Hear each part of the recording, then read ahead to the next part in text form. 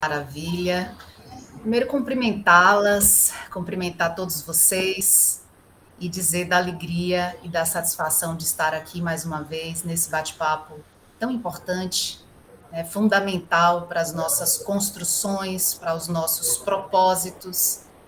Muito feliz pelo convite e muito especialmente por essa troca que é tão bacana. Eu vou voltando aqui para a apresentação. Vocês já conhecem todos os combinados, né? Os áudios fechados. Antes de mais nada, vou me apresentar, né, pessoal? A gente tem aí uma proposta de bate-papo relacionada à nossa abordagem aí com a educação infantil. A gente vai bater esse papo sobre mediação da aprendizagem na educação infantil. Um tema tão potente, tão importante, tão relevante aí para as nossas ações no cotidiano da escola e fora dela também. Eu sou Verena Leal, costumo dizer que, assim como você, eu sou uma caminhante.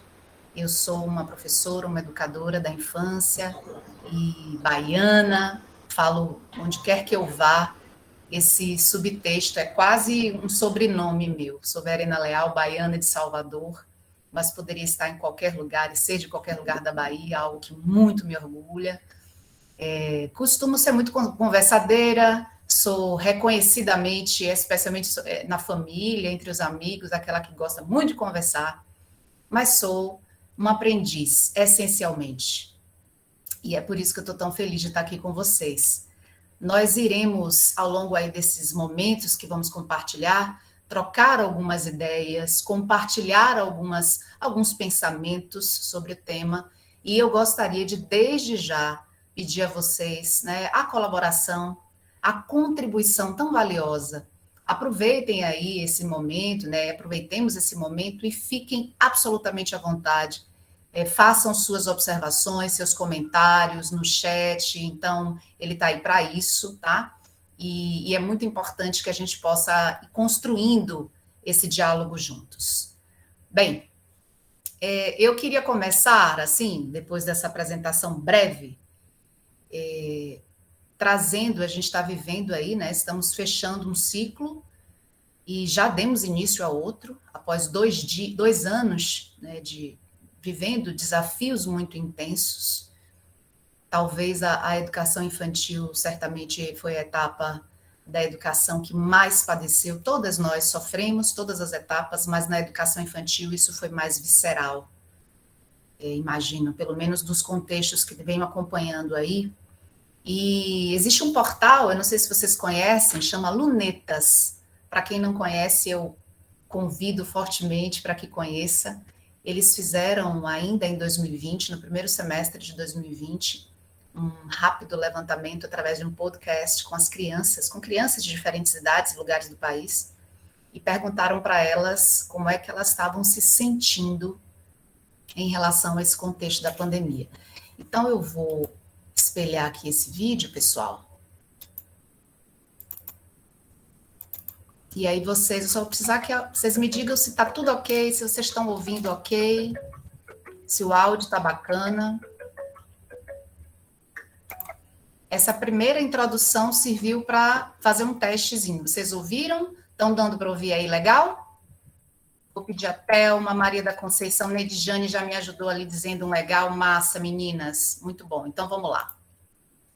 Vou soltar, então.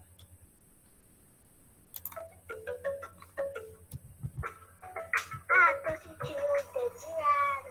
Como assim, entediada? Você sabe, né, papai?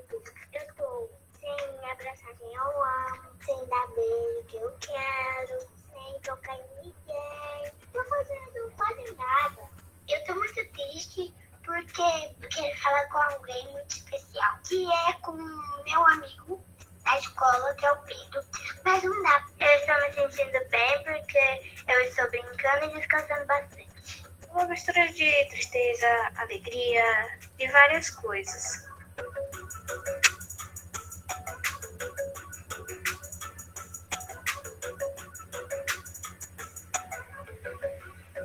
A coisa que eu tô mais gostando dessa quarentena é eu tendo tempo pra ter tempo. Eu estou descansando, cantando e fazendo exercícios. Eu tô gostando de não ter aula. Tô falando sério. Eu tô gostando de ficar com a minha mãe, com meu pai. Eu não tô Ligado. Aí. porque tá no Punha aqui, ó. Se É que faltou uma tiver coisa. assim, tá ligado. A mesma coisa é a câmera. Olha você aí, ó. Que as pessoas estão morrendo. Tá baixo.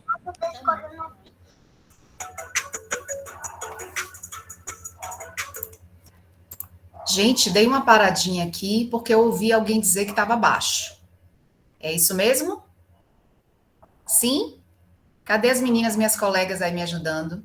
Como eu não estou recebendo aí, não estou tendo a recepção de... Estava baixo? Normal. Não, normal. Tá Ah, ótimo. normal. A minha preocupação para que chegue com a melhor qualidade para vocês é grande. Então, vamos fechar o áudio e só vamos concluir aqui para a gente voltar para o nosso papo. Cadê o fone? Eu quero comprar meus livros, meus mangás, aproveitar mais tempo fora de casa, ver meus amigos. Queria ir pra praia, queria ir pro shopping, queria morar com meus primos, conhecer as coisas.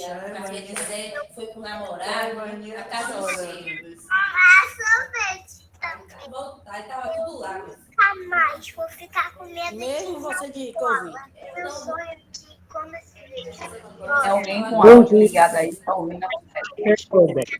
pessoa sem dinheiro para se alimentar, que não tenha mais a vida. Quero dar um abraço a todos os meus pais. Abraçar todo mundo que conheço, até quem eu não conheço. Sabe o que eu quero?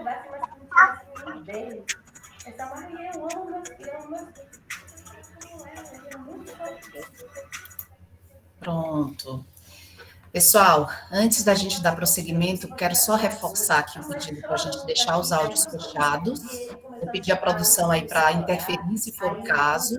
A gente tem áudio vazando aí, sabemos da importância aí dessa conexão, desse bate-papo. Vale sim abrir o áudio, se vocês quiserem dizer algo, em algum momento será necessário, mas aqui nas apresentações é importante que a gente deixe os áudios fechados. Deixa eu ver se eu consigo. Só rapidinho, pessoal, fechar o áudio. Fechado, acho que pronto. Era só um caso. Maravilha. Vamos seguir, então? E aí eu queria escutar um pouquinho vocês, ou ler um pouco vocês. O ideal é que a gente, nesse primeiro momento, se utilize mesmo do chat. Eu falava desses 2 anos de mudanças tão intensas, tão profundas nas nossas vidas, nas vidas das crianças, das pessoas todas que nós conhecemos, quanto que esse impacto dessa mudança, né, a pandemia, o que é que ela vem e continua nos proporcionando, né? Temos uma colega aqui interagindo no chat, vamos lá, a ideia é essa. Obrigada aí pelas meninas que deram retorno sobre a qualidade do áudio. Marinúbia, Marinúbia, bom dia, seja muito bem-vinda, viu? Vamos aproveitar aí esses momentos para que a gente deixe as nossas impressões da maneira, enfim, mais latente que a gente conseguir. Vamos lá, então, voltando aqui para a apresentação, pensar sobre esse indicativo do que as crianças nos dizem, do olhar dessa infância, dessa criança, de como ela percebe essas mudanças que são tão contextuais e que de uma maneira tão latente, né, mobilizou a nossa vida. Vocês conseguiram perceber aí diferenças entre os sentimentos? Aliás, queria chamar a atenção para a primeira pergunta do Lunetas, né, e a maneira como ela foi colocada. A pergunta trazia a expressão sentimento, né? O que é que essa quarentena está provocando? O que é que você está sentindo? E aí a gente teve a oportunidade de ver diferentes manifestações dessas crianças, desde estou sentindo saudade da escola, eu quero abraçar as pessoas, eu estou curtindo muito porque eu estou descansando bastante, ou então, que bom que eu não estou indo para a escola, esse é o contrário, eu não estava com saudade. São diferentes manifestações. E assim nos vemos como mediadores, como profissionais que estão ali atuando e buscando potencializar essas aprendizagens, vivendo um mesmo contexto. Então, no Arriar das Malas, a gente traz aqui a nossa solidariedade, o nosso abraço e a nossa percepção, a nossa fotografia de realidade a partir do olhar das crianças. Esse bate-papo que vamos ter aqui agora, pessoal, ele vai, ao longo dele, nós vamos ter algumas provocações e sempre partindo desse ponto de vista. O que é que as crianças, o que é que esses sujeitos e como é que isso reverbera em nós, como é que a gente reage a essas primeiras falas, a essas primeiras percepções. Fiquem à vontade para acionarem no chat, para colocarem aí suas observações, suas ponderações. De vez em quando eu vou e volto para entender como é que vocês estão reagindo a isso. Tive a oportunidade também, rica, de acompanhar, não pude ver tudo ainda, tá aí uma tarefa do final de semana, que eu vou fazer com muito carinho, com muito apreço, mas ontem eu consegui assistir alguns flashes de apresentações do primeiro dia da nossa jornada, e vi que você já vem, ao longo do tempo, né, a comunidade como um todo, você já vem dialogando e discutindo, retomando aqui algumas falas, inclusive, né, baseadas nas ideias de Ausubel, que é esse teórico que trouxe de maneira mais latente, mais impactante, mais forte a teoria das aprendizagens significativas, né, um estudo mais pormenorizado sobre essa ideia de aprendizagem significativa. Ele diz que quando alguém atribui significados a um conhecimento a partir da interação dos seus conhecimentos prévios, estabelece a aprendizagem significativa. E aí, pessoal, oi, Lenice, você quer dizer alguma coisa? Bom dia! Bom dia. Estou muito feliz, né, por estar participando dessa jornada e, assim, estou cheia de expectativas, né, ainda mais na área de educação infantil, que é a área que eu atuo. Espero que seja bem proveitosa para todas nós. Muito obrigada. Maravilha, essa é a nossa intenção. Com essa participação ativa de vocês, eu não tenho dúvida de que vai ser massa. E partindo aí, aproveitando a fala de Lenice, que falou de participação, de aproveitamento, gente, o que é discutir, para nós aqui, que somos educadoras da infância, educadores da infância, o que é discutir, dialogar a respeito de aprendizagem significativa? Olha só o que o cara trouxe. Ele fez uma relação, estabeleceu uma relação direta entre conhecimento prévio, o que é que eu já trago de aprendizagem, e efetivamente que conhecimento é esse que eu estou construindo? Que relação é essa? Como é que esses conhecimentos entre o que eu já sei e o que eu vou aprender, como eles se conectam e qual o resultado de tudo isso? Pessoal, eu fiquei muito contente quando recebi o tema, porque não dá para falar de construção de aprendizagem, na minha percepção, não dá para falar de ambiência e de educação infantil sem a gente trazer a ideia do conhecimento prévio, claro.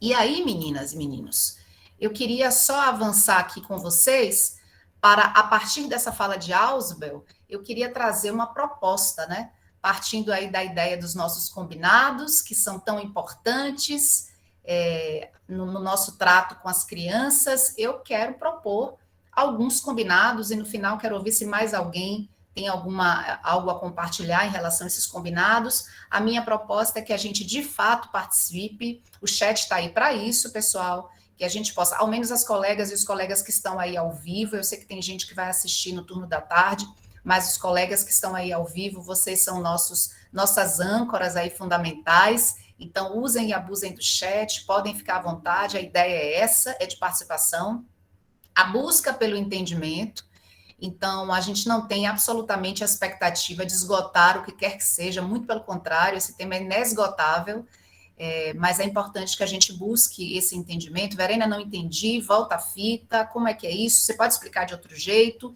Isso é muito importante. As discussões que a gente vai elencar aqui, as provocações que a gente vai trazer, elas levam em consideração a ideia de soluções inclusivas. E o que seriam essas soluções inclusivas? Pensar do ponto de vista das soluções inclusivas é pensar que nós, enquanto um grupo socialmente, historicamente, culturalmente envolvido e mobilizado pela defesa da infância, pela educação da infância, a gente vai sim construir juntos, isso é algo que vocês já fazem, eu acompanho, né, o trabalho que vocês em Simões Filho vêm fazendo aqui nos bastidores ao longo dos últimos anos, e sei o quanto esse grupo é potente, é cuidadoso e é desejoso de envolver e de mobilizar essas práticas de um lugar que faça sentido. Então, as trocas entre nós, não só agora, tá, pessoal? mas ao longo aí da caminhada, elas precisam considerar esse olhar de escuto. Então, a Maria traz uma cota de colaboração, vem a Joana, a partir da ideia de Maria, e traz um complemento que já nasceu uma terceira ideia. Isso é uma solução inclusiva, uma solução na perspectiva de aprendizagem colaborativa, de um grupo que aprende junto. Vou fazer só um parênteses e pedir desculpas, nós estamos, imagino que todos ou quase todos em casa, e aí coisas do home office, de vez em quando um latidozinho de cachorro vai aparecer, mas a gente entende, estamos todos em casa. Bom, a responsabilidade sobre tudo que discutimos e que tratamos e que fazemos, como a gente operacionaliza essas ações, é uma responsabilidade compartilhada. Então, sabe aquela ideia de ninguém larga a mão de ninguém? Todos por todos, todas por todas? É essa perspectiva. Na ideia de construção de aprendizagem e de comunidade que aprende junto, a responsabilidade sobre as nossas construções, ela é compartilhada. Somos grupo, nos fizemos grupo, e a intenção é que a partir da ideia do grupo, a gente construa e aprenda. Confie no processo, o processo foi construído justamente para que a gente possa favorecer essas trocas, tá bem? E aí, pessoal, antes de trazer um convidado especial, além de vocês, que são especialíssimas, são as convidadas de honra para esse bate-papo, eu gostaria só de retomar um pouquinho esse conceito de aprendizagem significativa, né? Então, quando a gente busca os teóricos, quando a gente faz uma reflexão um pouco mais aprofundada sobre o tema, a ideia de aprendizagem significativa, e eu reforço esse conceito porque ele vai nos ajudar aqui a elaborar algumas construções ou reconstruções ao longo dos próximos momentos. A aprendizagem significativa, ela é fundante, ela faz sentido a partir do momento que as ideias interagem com aquilo que o aprendiz já sabe. Então, eu parto de onde estou, ou seja, de toda a bagagem que eu já tenho, do que já sei, daquilo que já consigo aprender sentido, mas não se trata de interagir, né, e de trazer uma ideia necessariamente sem um vínculo com aquele conhecimento que se deseja, que se quer aprender, ou que se coloca à disposição para aprender. Então, eu parto daquilo que já sei e avanço justamente para a construção, para a conexão de sentidos. A aprendizagem significativa, então, vai revelar para a gente um movimento aí que é cognitivo, é cultural, é histórico-social, porque ela mobiliza o indivíduo na intenção e no processo de construção dessas aprendizagens. Ok? Vamos avançar? Eu queria, só para a gente aquecer um pouco mais o nosso diálogo, e aí eu vou contar com vocês na ideia de irem para o chat agora, vou convidar todas e todos aí para que a gente vá até o chat, o pessoal aí do ao vivo. Quem não está ao vivo e está assistindo essa live, fique à vontade para fazer nesse momento o seu registro. É importante que você possa, no momento oportuno, retomar isso dentro, né, no ambiente da escola, em outro contexto, né, mais local, que a gente possa reaquecer tudo isso aí. Eu tenho 3 perguntas fundamentais, bem básicas, e eu gostaria de trazê-las e ouvir vocês, ler vocês aqui no chat, como é que vocês veem isso. Para começo de conversa, finalmente, o que é ser criança? Nós que atuamos no cotidiano com esses sujeitos, né, eles são o fruto de tudo que a gente produz, é para eles, por eles, com eles. O que é que, na nossa cabeça agora, se a gente pudesse expressar de maneira bem resumida, bem pontual, o que é ser criança, minha gente? Nos dias de hoje, pensando efetivamente no contexto que a gente tem aí vivido, e o que é ser criança? Alguém levantou a mão. Deixa eu ver aqui no chat quem foi que levantou a mão. Não apareceu aqui não, sumiu quem levantou a mão. Lenice, você quer falar mais uma vez? Se for bem breve, a gente fala para dar oportunidade para outras e outros também se colocarem. Você está com a mãozinha levantada ou é mão velha, Lenice? É mão antiga? Pode falar, seu áudio está fechado. Ainda está fechado. Agora. Não, foi mão velha mesmo. Então beleza. Vamos seguir então, maravilha. Então, coloquem aí no chat, pessoal, o que é que vocês... Eu ainda não vi alguém responder, Vamos lá, interagindo aqui no chat. O que é ser criança? E à medida que vocês vão redigindo aí, digitando, melhor dizendo, a resposta de vocês, colocando aí essa primeira impressão, primeiro impacto, a primeira impressão, a primeira reação, quando a gente pensa no que é ser criança. E aí, ó, o Neide, muito obrigada. O Neide já trouxe aí uma contribuição muito valiosa. Ela diz que ser criança é sonhar. O que mais? O que representa ser criança, gente? Mais duas colegas para ajudar aqui a coleguinha. Vamos lá. Marília, bem-vinda. E aí? Bruna diz que ser criança tem direta relação com o futuro. Ser criança é futuro. Clícia, bem-vinda. E aí, o que é ser criança para você? A gente vai bater um papo para quem está chegando agora sobre aprendizagem significativa na educação infantil. E aí a gente começa a agora, meninas, arrasaram. Marília colocou que ser criança é não ter medo de arriscar no novo. Muito bom, Marília. É muito interessante isso que você coloca, isso vai aparecer aqui no nosso bate-papo. Eliade diz que ser criança é transformar e ser transformada. Profunda, Eliade. Muito bem, obrigada. Daiane diz que ser criança é ter curiosidade, é fazer perguntas. Que maravilha, Daiane, é isso aí mesmo. E Núbia diz que ser criança é viver de forma leve.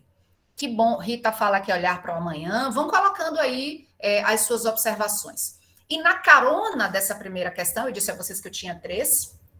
Na carona dessa primeira questão, que é o que é ser criança, eu trago uma segunda pergunta, que é complementar a essa primeira, que é: qual é a concepção, então, pensando nesse sujeito criança, da forma como ele está sendo aqui descrito, qual é a nossa concepção sobre infância?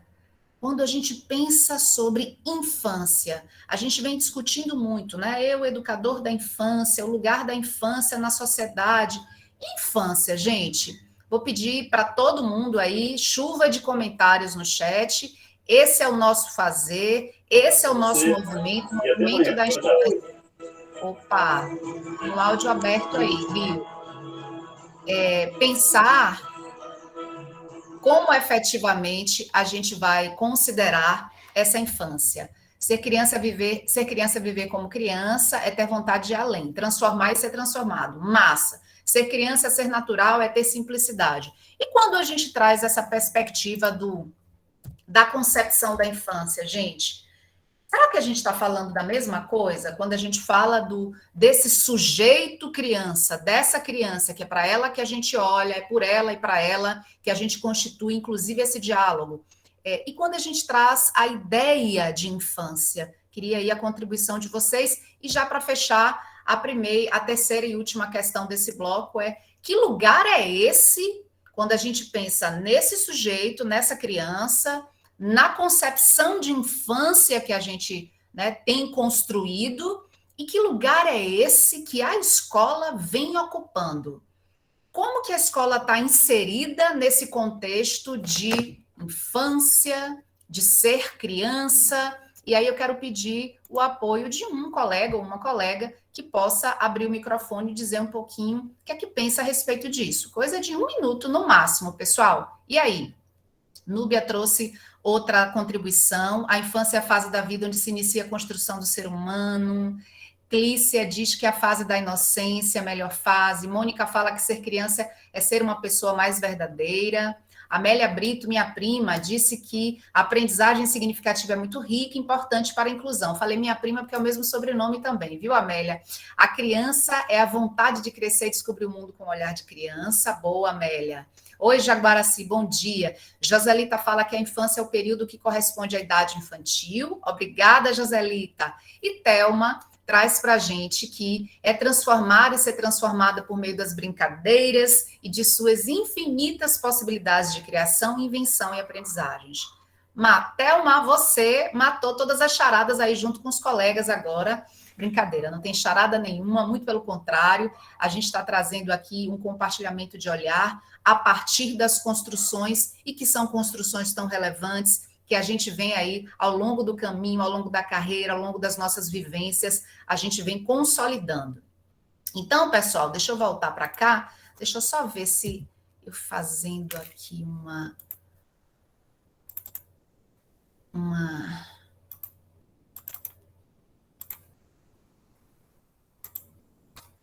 Vamos nessa.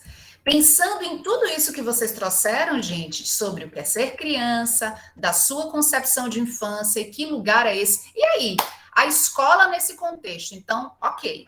A criança é esse sujeito, né, cheio de multiplicidades que vocês narraram aí, rico, plural, em sentidos, em sentimentos, em ideais, em desejos, em necessidades. Falaram também, vocês trouxeram aí de maneira muito oportuna a concepção de infância, né? Quando a gente vai dar uma olhada nos documentos, os documentos oficiais que nos apoiam nas reflexões, o documento curricular da Bahia, por exemplo, desse CRB, ele traz esse olhar para a concepção de infância que é muito bonito e que é muito importante, além da beleza, tem uma coerência muito profunda. E aí, quando a gente traz esse lugar da escola, eu convidei alguém, busquei na internet, coincidentemente também lá no Lunetas, ela me acompanha já há algumas semanas, essa fala, acho que é bem marcante, uma mulher... Opa, tem um áudio aberto aí, Dom Francisco, acho que é a escola, né? Fechamos. E aí, eu gostaria de trazer essa convidada para que a gente pudesse ouvir um pouquinho como é que ela pensa. É bem rapidinho o vídeo, tá?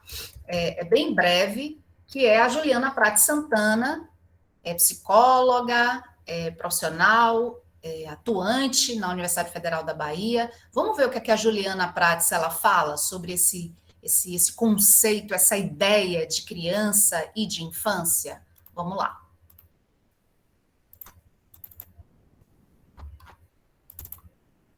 Aqui está a Júlia. Essa resposta é bem difícil, na verdade. Por um lado, ela é fácil, porque o tempo inteiro eu trabalho com isso. Enquanto professora de Psicologia e Desenvolvimento da Criança, é o tempo inteiro tentando responder o que é ser criança, principalmente na atualidade. Mas, por outro lado, uma interface, sempre falo isso para os meus alunos, uma interface entre o que é infância, tentando colocar um contraponto entre o que é criança e o que é infância, entendendo a criança como esse sujeito, esse ator concreto com o qual a gente trabalha, com o qual a gente atua, esse sujeito de infinitas possibilidades, de um encantamento. Então, por um lado, posso falar disso teoricamente, mas também pelo encantamento de olhar as crianças. Acho que é um ser, esse humano, no seu primórdio, esse filhote de homem e de mulher, mas incrível, enquanto um sujeito de inúmeras possibilidades, potencialidades, um sujeito de encantamento, produtor de cultura, sujeito de direitos. Então, a criança, de fato, é um infinito de possibilidades. E aí, a partir da contribuição de Juliana, ela reforça muita coisa que vocês já trouxeram aqui, inclusive, e que são tão importantes e são tão fundamentais para essa reflexão nossa, para essa construção que é nossa. Eu vou deixar todos os links e os vídeos, são pequenos trechos de vídeos, eu vou deixar aqui no chat, vou deixar com o pessoal da produção, da secretaria também, para que chegue até vocês, para quem quiser retomar, quem quiser assistir mais uma vez, vai ficar à vontade para resgatar isso aí, tá? E aí, pessoal, avançando aqui nesse olhar, quando a gente pensa e quando a gente põe uma lupa nessa ideia de aprender e aprender com sentido, aprender com significância, o papel fundamental da escola, puxando um gancho aí na última questão, tem relação direta com gerenciar aprendizagens, promover, envolver, mobilizar e gerenciar aprendizagens. É o papel da escola. Mas é uma escola, e a gente está falando da educação infantil, uma escola que precisa pensar esses vieses a partir da perspectiva e da ótica da criança, com a criança e para a criança. Tem uma obra muito interessante, depois a gente vai deixar também a bibliografia, chama Jardim de Infância para a Vida Toda. E eles trazem Mitchell Hessink, ele traz uma abordagem muito interessante sobre aprendizagem criativa na educação infantil. E esse gráfico aí, eu trouxe de lá, dessa obra, está aqui, vou mostrar no final. Ele traz essa ideia de aprendizagem criativa desde a primeira infância, e esse movimento de, olha lá no começo, imaginar, criar, brincar, compartilhar, refletir, imaginar de novo, é um ciclo que se renova. Então, pensar a educação da infância numa perspectiva de aprendizagem que faça sentido para esse sujeito, afinal de contas, é para ele, por ele e com ele que a gente promove as nossas ações. E aí a gente tem, né? Isso aqui não é uma novidade para nenhuma de nós, para nenhum de nós. A gente tem um movimento político, né, desde 2017, político-pedagógico acontecendo, que é justamente o advento da BNCC, que no tocante à educação infantil vem trazendo para a gente aí um olhar mais recortado, mais pontual e mais focado nas necessidades, nesse sujeito que é essa criança, e efetivamente como é que a gente vai estabelecer conexões entre como é que a rotina se estabelece, por exemplo, na escola, como é que a escola provoca esse sujeito e o convida para as relações de aprendizagens cada vez mais intensas. Eu vi um barulhinho aqui, alguém falou alguma coisa. Eliane, você ainda está sem ouvir? Dá uma olhadinha no seu áudio. Queria pedir aqui a Ana Lúcia, Lineide, Neide, Lenice, Naterelli. Se eu falei errado, você me ajuda. Se vocês estão ouvindo bem, Bárbara, vocês estão ouvindo bem? Solta um legal aí, quem estiver ouvindo bem. Pronto, Ana Lúcia já soltou um legal, Bárbara também. Obrigada, querida. Está ótimo. Massa. Então, dá uma olhada aí enfim, no seu áudio aí, tá, Eli? E aí, pessoal, trazendo essa prerrogativa de como é que a BNCC ela vem influenciando de alguma maneira. Eu trouxe a BNCC porque a gente sabe que na esfera federal é um documento que vem, inclusive, validar algumas ideias e algumas ideias práticas de mobilização para o trabalho com a educação infantil. Gente, não é que a gente não tinha documentos que nos revelassem antes ou que nos apoiassem nessa construção, muito pelo contrário. Eu não sei se vocês sabem, mas o Brasil há mais de 20 anos é reconhecido no mundo, nos congressos, enfim, quando a gente participa em outros países, em outros continentes, ou a gente acompanha, é reconhecido que o Brasil tem instrumentos, tem documentos muito potentes, muito reveladores do que uma infância precisa, né, do que é que a gente precisa assegurar, inclusive, na escola e ao longo aí da educação infantil. A grande questão, talvez, e atenção, pessoal, vou colocar o dedo na ferida agora e vou rodar. Pode ser que doa um pouquinho, mas a gente precisa trazer essa realidade. Existe uma distância entre tudo quanto a gente escuta, a gente lê, e aos poucos, gradativamente, a gente vai internalizando até o que efetivamente a gente realiza. Então, como é que na prática isso é reverberado? Ou seja, entre o que eu escuto, eu leio, eu estudo, eu dialogo, esse já é um caminho, é 50% do caminho andado, a gente não tem dúvida disso, mas o que a gente precisa estimular na nossa percepção é o desenvolvimento de o que é que eu aprendo, o que é que eu compreendo, como é que eu ressignifico isso na minha prática. Quer ver um exemplo, pessoal? Eu imagino que há pelo menos 20 anos, e aí saindo um pouquinho dessa esfera tão circunstancial da educação infantil, notadamente, eu tenho certeza que tem colegas aqui que atuam, além de atuarem na educação infantil, atuam também no ensino fundamental. E pensar a escola básica de uma maneira geral, e aí falando do Brasil, é pensar sobre o contexto, o conceito e o contexto do desenvolvimento de competências. Imaginemos, há pelo menos, sei lá, 20 anos, como eu falei, no mínimo há 20, 25 anos, a gente ouve falar de desenvolvimento de competência, de desenvolvimento de habilidade, lá especialmente para os meninos lá da educação do ensino fundamental, ensino médio, é ou não é? Agora, entre o que a gente escuta, a gente lê e até a gente fala e a prática, e eu estou falando de um contexto geral, tá, gente? Estou falando do país, do Brasil. Existe uma distância e que a gente vai diminuindo à medida que a gente abre espaços como esse para diálogo, que a gente se escuta, que a gente estabelece trocas efetivas, né? Eu não sei quantas vezes, e aí de verdade eu não sei, alguém pode me ajudar trazendo essa informação, mas com qual frequência vocês se encontram ou têm se encontrado, virtualmente que seja, trazendo aí a perspectiva do trabalho, de como é que isso vem acontecendo nas escolas. Eu sei que, historicamente, Simões Filho tem, né, um legado e uma construção histórica de troca, de aprendizagem, e a gente precisa assumir isso não apenas como um convite, mas como um compromisso que é de todos nós. E aí, pessoal, trazer essa prerrogativa da BNCC, trazer a ideia, né, dos direitos de aprendizagem. A gente já começa daí. Falar de aprendizagem significativa, evidenciar o contexto da significância nas aprendizagens, sem explorar a ideia do direito, a gente tem aí um primeiro senão. Até porque, pessoal, convenhamos, direito é direito.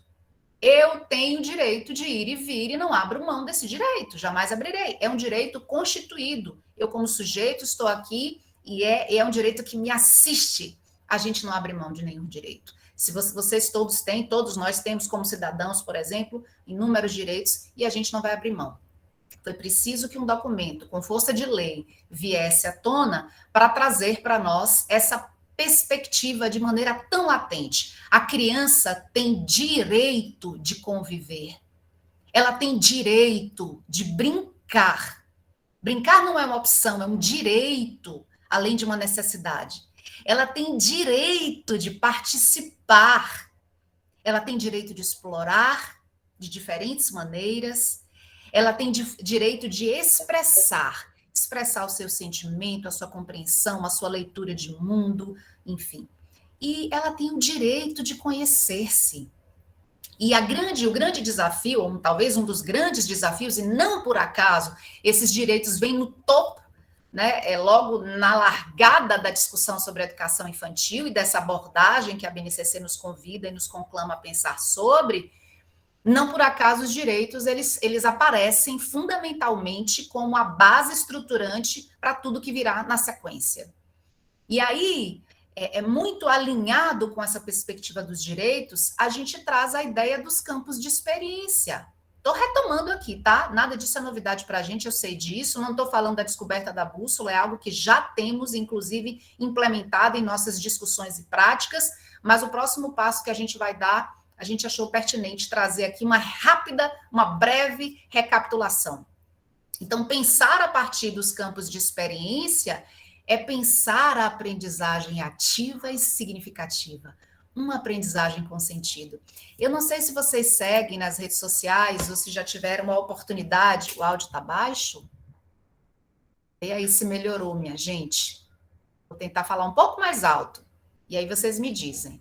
Alguns estão aqui me dando feedback que está tudo bem. Então, se quem tiver o fone, põe o fone. Às vezes o barulho externo pode comprometer aí vocês. Fiquem aí, vamos tentar aí as alternativas para melhorar a nossa recepção. Bom, eu dizia aqui que eu não sei se vocês, todos ou parte de vocês, seguem nas redes sociais ou já assistiram uma live dele ou acompanham o trabalho de um cara que, gente, pensar sobre a educação da infância hoje, como profissionais, como educadores que somos brasileiros, e não conhecer esse cara, eu, Verena, digo a vocês que é uma perda dolorosa. A gente precisa conhecer quem não conhece. Ele tem um nome, ele é potente naquilo que constrói e que diz para a gente. O nome dele é Paulo Foch. Paulo Foch. Eu vou colocar aqui o nome dele. Tem alguém com áudio aberto? Isso, obrigada. Vocês, eles têm, o Paulo, ele lidera, inclusive ele participou das discussões que envolveram a construção da BNCC, na etapa da educação infantil, com o time dele. Eu não vou ficar falando muito dele, porque o ideal é que a gente conheça, eu vou deixar aqui a curiosidade. Mas ele tem um trabalho muito lindo, que eu convido todo mundo a conhecer também, para aquelas e aqueles que ainda não conhecem, que é o OBECI. Gravem esse nome, registrem, anotem, que é o Observatório. Bom, eu não vou ficar dando spoiler, mas procurem, conheçam, fica aqui um convite desde já. O Paulo, em uma de suas lives, eu não me lembro mais se foi uma live ou uma palestra dele que eu assisti antes da pandemia, inclusive, ele conta que, por conta dos movimentos de construção da BNCC, ele, obviamente, era convidado, naquele momento, inclusive, histórico, né, de lançamento, para muitos diálogos como esse, com colegas nossos, para contar um pouco mais sobre essa abordagem da BNCC, e ele conta que num desses encontros, uma colega nossa, uma professora, levanta a mão e faz uma referência aos campos de experiência, e diz assim: Paulo, já entendi, deixa eu voltar aqui para vocês verem, já entendi tudo, Paulo, a lógica dos campos de experiência, o eu, o outro e o nós, corpo, gestos e movimentos, traços, sons, cores e formas, escuta, fala, pensamento e imaginação, e espaços, tempos, quantidades, relações e transformações. São 5 campos de experiência. Significa, então, que eu posso trabalhar cada um deles no dia da semana. Então, na segunda eu vou trabalhar nós, na terça eu vou trabalhar transições. Ele traz essa... Opa, tem áudio aberto. Ele traz esse... Opa, ainda tem, gente. Vamos ver se a gente consegue fechar o áudio aí para não interferir na recepção dos demais colegas, tá bem? Agora, fechou. Obrigada. E ele traz esse exemplo como um exemplo não de uma exposição, mas de trazer para a reflexão. Então, efetivamente, o que é que a gente está dizendo quando a gente traz para o currículo da educação da infância uma discussão tão necessária como essa, de que é trabalhar, né, desenvolver um trabalho, desenvolver o que ele chama de sessões e não de aulas, mas de desenvolver esse trabalho na perspectiva desse sujeito, entendendo que sujeito é esse, onde ele vive, como vive, quais são suas ansiedades, seus anseios, seus desejos, suas perspectivas, entendendo de como é que a infância está constituída, de que sujeito é esse, essa criança. Então, não, gente, absolutamente, a ideia dos campos de experiência não é essa, e sim trazer a ideia, a intencionalidade como algo vivo. Então, eu trago os campos de experiência para a rotina da educação infantil, um olhar muito focado nos direitos de aprendizagem, mas é quase que uma dança que a gente estabelece aí, de pensar esse currículo de maneira que, de fato, tenha significância, né? Eu vou avançar essa parte aqui, eu trouxe essa tabela apenas para ilustrar. A gente sabe que na educação infantil a gente trabalha, né, e a BNCC traz essa orientação, na perspectiva dos objetivos de aprendizagem e desenvolvimento. Observem, nós já sabemos que a BNCC sugere, né, a organização, a categorização em fases nessa infância. Então, ela indica que ela dá essa nomenclatura, né? Os bebês são as crianças de 0 a 1 ano e 6. Ela constitui como crianças bem pequenas, aquelas crianças de 1 ano e 7 meses a 3 anos e 11 meses, e ela categoriza ali, indica que são as crianças pequenas, aquelas de 4 e 5 anos e 11 meses, ou seja, antes de iniciar o ensino fundamental. E eu trouxe essa tabela e ela está, literalmente, ela foi copiada e colada da própria BNCC, não por acaso, para a gente entender como é que a lógica da construção desses objetivos de aprendizagem ela está posta. Então, enquanto com os bebês, o objetivo de aprendizagem para aquela sessão, eu vou buscar ali explorar sons produzidos com o próprio corpo e com objetos do ambiente. Quando eu pensar em trabalhar, em desenvolver essa sessão, essa prática com as crianças bem pequenas, eu vou criar sons, é diferente de explorar, ok? Observe que a criança, ela já avançou aí na idade, nas relações, no desenvolvimento aí do seu corpo como um todo, desse sujeito. Então, criar sons com materiais, objetos e instrumentos. E quando ela passa para a etapa aí das crianças pequenas, olha como o objetivo tem uma gradação. Utilizar sons produzidos a partir de contextos que a própria escola vai promover, aí vai provocar. Então, estou trazendo essa pequena tabela para a gente fazer uma ilustração. Oi, gente. Áudio aberto aí. Quem chegou agora, vamos desativar o som. É que eu nunca aqui, pessoal. Ainda tem. Vamos fechando o áudio, galera. Sejam bem-vindos e bem-vindas àqueles que chegaram. Eu sou a Verena, a gente está conversando sobre aprendizagem significativa na educação infantil. Ainda tem gente com áudio aberto. Tamires, você quer falar alguma coisa, meu bem? Pronto. Maria, você levantou a mão. Pois não, Maria, pode abrir o seu áudio. Maria Machado. Você quer falar alguma coisa, Maria? Ou foi equívoco? Maria está olhando ali para alguém. Não, Mara? Olha, deu risada. Não quer falar não, mulher? Não? Ah, então pronto. Pode abaixar a mãozinha. Vamos voltar para cá, então, pessoal, porque agora eu tenho um compartilhamento aqui, de novo, uma provocação, uma pergunta para vocês, que é, nessa perspectiva da aprendizagem, né? Enfim, da aprendizagem com significado, da mediação dessa aprendizagem na educação infantil, como é que a gente vem pensando a construção da rotina, pessoal? De que forma essa rotina, né, essa estruturação do tempo, do espaço, dos ambientes, das intencionalidades, como é que a gente vem construindo essa rotina na escola da infância? eu trago um outro cara que me inspira muito em muita coisa que ele produz e que ele fala, né? Que ele inclusive publica, que é o Simon Sinek. Ele tem uma obra, uma das últimas, que na verdade vem de acho que uma pleiade aí de discussões que ele promove. Tem um livro que chama Comece pelo Porquê. Essa imagem que a gente está vendo aí, pessoal, ele batizou de o Círculo Dourado, ou The Golden Circle. Por que Círculo Dourado? O Simon faz uma provocação para a gente, eu tomei emprestado essa provocação, aceitei a provocação e agora estou dividindo com vocês. O Simon faz uma provocação no sentido de nos convidar para pensar as nossas ações, começando pelo porquê. Comece pelo porquê. Então, por que a gente estrutura a nossa rotina, a rotina da nossa turma, da escola, da forma como a gente estrutura? Alguém quer comentar sobre isso? Pode abrir o chat e colocar aí suas opiniões, que eu leio para os colegas que vão assistir depois, que não puderam estar ao vivo. Mas, assim, por que a gente organiza as práticas da maneira como elas estão organizadas? E, gente, quando eu trago o porquê, eu não estou aqui, a gente não está em absoluto trazendo a ideia de que é o certo ou o errado, até porque esse conceito de erro, ele é muito peculiar, né? Mas aí é uma página 2, é um ponto para um outro encontro nosso. Mas por que a gente estrutura do jeito que a gente estrutura? Eu brinco com as minhas colegas mais próximas, que eu digo assim, a gente não pode, nós aqui não podemos assumir a síndrome do Chicó.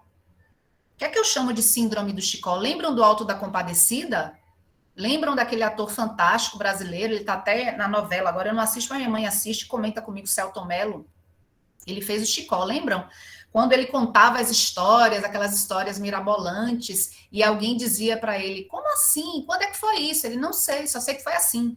Nós, educadores da infância, pesquisadores da infância, promotores, desenvolvedores desses sujeitos, né? Alguém que está ali para contribuir com esse processo, a gente não pode assumir a síndrome do Chicó. Por que você faz assim, hein? Não sei, já cheguei aqui na escola, já era assim.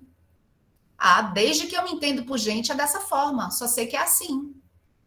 Quantas de nós, e eu me coloco em primeiro lugar quando falo isso, quantos de nós a gente não buscou inspiração em alguém, principalmente no início da carreira? Hein, gente? Nossa, gente, quando eu me lembro, eu como professora que sou, nas turmas de educação infantil, eu me lembro, minha gente, não sei vocês, mas eu me lembro, não vou dizer, resgatando, retomando coisas, atitudes e comportamentos que as minhas professoras, que eu via que elas faziam. E hoje, pessoal, o que é que a gente vive na escola? A gente vive um contexto em que pais e mães, as famílias, os responsáveis pelas crianças, às vezes trazem uma queixa, uma observação, um comentário, uma pergunta, uma dúvida. E aí, no que eles se apegam? A maioria deles vai se apegar e vai apresentar uma fala que tem relação direta com o que eles viveram. Hoje a gente fala muito de aprendizagem mobilizadora, aprendizagem ativa, enfim, e muitas famílias, e aí obviamente não é uma regra, mas em muitos contextos os pais não compreendem muito bem. Sabe aquela ideia retrógrada e incoerente de que a educação infantil é para a criança brincar? Eu acho que a gente já está avançando, graças a Deus, especialmente aqui no nosso país, em relação a essa compreensão equivocada de realidade. A escola é também para que a criança possa brincar. E dar a brincadeira e o ato de brincar, afinal, as interações e as brincadeiras são a base, ou deverão ser a base desse processo metodológico, mas ela também está para brincar. Márcia Jonas, você levantou a mão. Você quer dizer alguma coisa, Márcia? Se quiser, pode abrir o seu microfone. Você está com a mãozinha levantada. Não? Então, eu vou seguir aqui com o pessoal, com todos vocês, tá bem? Voltando aqui, pessoal. Então, o Simon, ele traz essa provocação de começarmos pensando sobre o porquê que a gente faz do jeito que a gente faz. E a partir da resposta que a gente consegue, né, aprender daí, por que eu faço do jeito que eu faço, aí eu penso o como. Tá bem. Então, se eu faço desse jeito, se eu construo, por exemplo, a abordagem, a rotina das minhas práticas aí da educação infantil dessa forma, como é que eu vou trazer esse contexto de uma maneira que faça sentido não só para mim, mas muito especialmente para esse sujeito, para a criança? E por fim, e não menos importante, que elementos, que recursos, o que é que eu vou trazer, quais são os instrumentos que eu vou trazer para fazerem sentido, para casarem ali, estarem coadunando com esse porquê e com esse como. Eu vou contar uma coisa para vocês, eu não posso falar da história de vida de ninguém, a não ser da minha. É a vida que conheço, é a vida sobre a qual eu posso dizer, é da minha. Esse ano eu completo 27 anos atuando com a educação, com muita felicidade, com muito orgulho, é a escolha de vida mesmo. E eu me lembro, pessoal, no início de carreira, com as turmas de educação infantil, de anos iniciais, eu me lembro que eu ficava muito atenta quando eu saía à rua para qualquer coisa, sabe? Você vai ao shopping, vai, sei lá, passear na casa de algum familiar, almoço de domingo e tal. Eu ficava atenta a tudo que eu via na rua, porque eu estava numa vibe. Vocês lembram dos anos 90? Eita, Azul, agora eu denunciei um monte de coisa. Mas quem nunca aqui, quem já viu passando por especialmente por uma capital... Oi, Maria, eu acho que você está apresentando aí, mas não era para apresentar. Deixa eu retomar aqui. E aí, a gente via... Houve uma fase, eu vou falar aqui a cidade que vivo, porque a cidade é Salvador, mas vocês certamente acompanharam isso. Teve uma época, principalmente nas capitais, que as escolas, sobretudo as escolas privadas, e algumas prefeituras também, publicavam muitos outdoors, assim, sabe? Falando propaganda das escolas. E era impressionante como quase todas elas traziam um discurso muito próximo. Era alguma coisa do tipo, aqui seu filho aprende a ser crítico, criativo, tinha um CCC, assim, tinha um texto que era muito parecido, né? E que aparecia com muita força. Isso me assusta um pouco. Eu já vou falar do que é que eu observava e da experiência que eu vivi. Isso me assusta um pouco porque, lamentavelmente, em alguma medida... Em educação, a gente ainda vive, a gente que eu falo de maneira geral, tá, pessoal? A gente ainda vive a ideia de reprodução. Reprodução. Há 8 anos, há 10 anos no Brasil, houve um boom sobre, não, uma escola, ela precisa pensar, por exemplo, essa aprendizagem bilíngue. E não se falava em outra coisa. Tal como no final dos anos 80 e anos depois, né, Emília Ferreira concedeu uma entrevista para uma equipe brasileira, ela disse, eu nunca disse isso. Então, era muito comum a gente visitar algumas instituições e as instituições baterem no peito, né? Algumas instituições faziam isso, não, porque aqui nós somos construtivistas, ou nós somos socio-interacionistas, ou nós somos whatever, seja lá o que for, né, independentemente da teoria abraçada pela escola. Mas tinha algo que ainda me preocupa muito, tem algo que ainda me preocupa, que é o quanto que a gente está empoderado dos discursos e o quanto esses discursos se revelam nas práticas que a gente operacionaliza. A cena que eu ia contar para vocês é o seguinte, voltando ao início de carreira. Então, eu saía na rua e dizia assim, eu me achava, viu, minha gente? Eu achava que eu era uma professora muito criativa. E é bacana a gente olhar para o percurso que a gente trilhou. Sim, eu valorizo muito isso, porque a gente enxerga, inclusive, as intenções, os avanços. Olha, isso aqui eu com certeza faria novamente. Não, isso aqui eu já faria, hoje eu já enxergo de outra maneira. Isso é legal, isso é aprendizagem, isso é evolução, né? E eu me lembro de... Vocês se lembram que antigamente, acho que agora nunca mais eu vivi a experiência, mas antigamente o McDonald's, quando você pedia um lanche, vinha uma espécie de forro na bandeja, e aquele papel que eles punham na bandeja tinha um jogo, uma história, uma curiosidade. Todo mês era uma campanha diferente. Então, tinha sempre uma abordagem ali, um texto, algo. E eu via aquilo, às vezes o interesse não era nem tanto pelo lanche, mas era aquela novidade que ia aparecer ali. Eu aproveitava aquilo e planejava uma atividade, uma aula. Pronto, vou levar isso aqui para a minha atividade de produção textual, para o trabalho, seja com a educação infantil ou com fundamental, mudando o foco aí, a abordagem, claro. E eu partia do o quê?